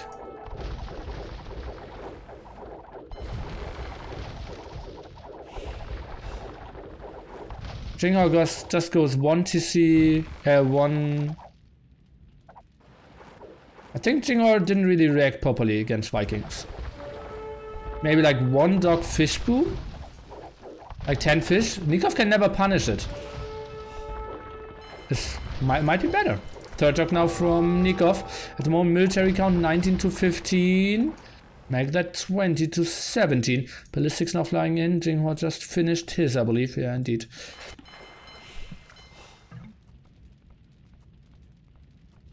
How much does Ansys commercially cost though? What? 1 for 1? Better for Yinghua.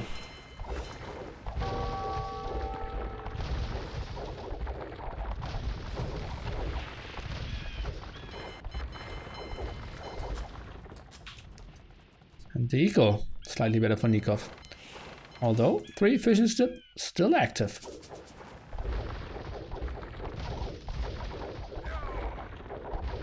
Finally losing his scouts.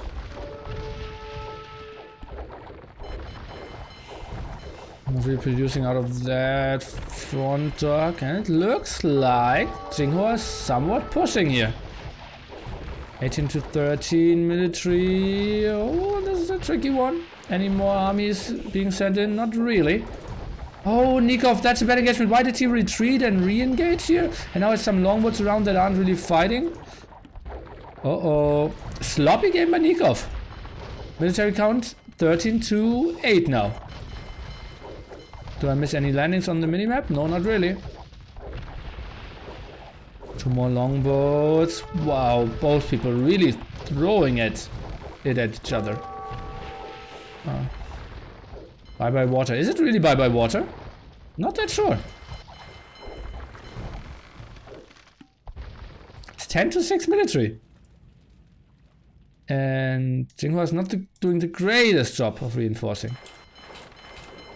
Some more longboats. Why is he always retreating and then patrolling again? It's kind of weird, right? But he's not really trying to right-click some. So much better. Okay, longboats. That's a fight. I think he wins. Some real fight against the back. Move in towards the front. Micro that. Uh-oh. Okay, that's lost. I'm really shocked by the poor micro of Nikov.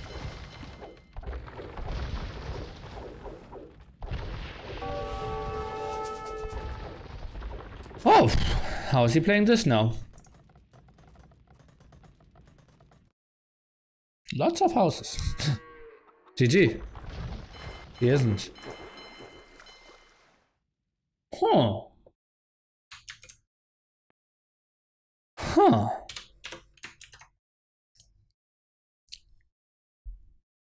I honestly think if Nikov played this strategy 2-3 more times, he would win against the approach of Yinghua here. I think Yinghua didn't react perfectly as well. Win. Interesting. So the micro wasn't great. The redog I liked. Maybe even go for 3 dogs. Since you have handcart as well. Pretty nice.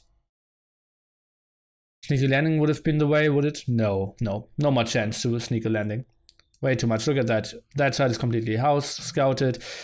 And you don't have any resources. You invested everything into water here as well. Now even tried to redog. No chance.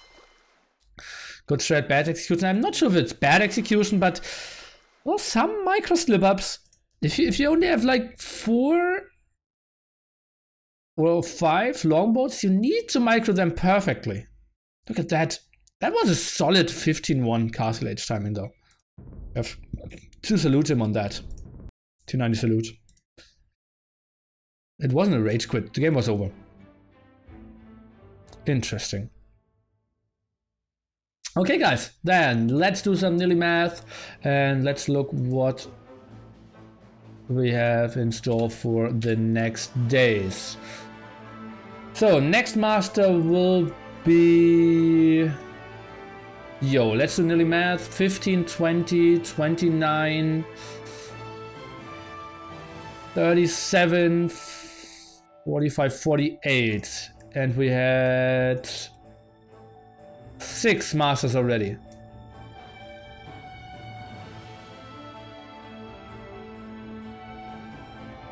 No.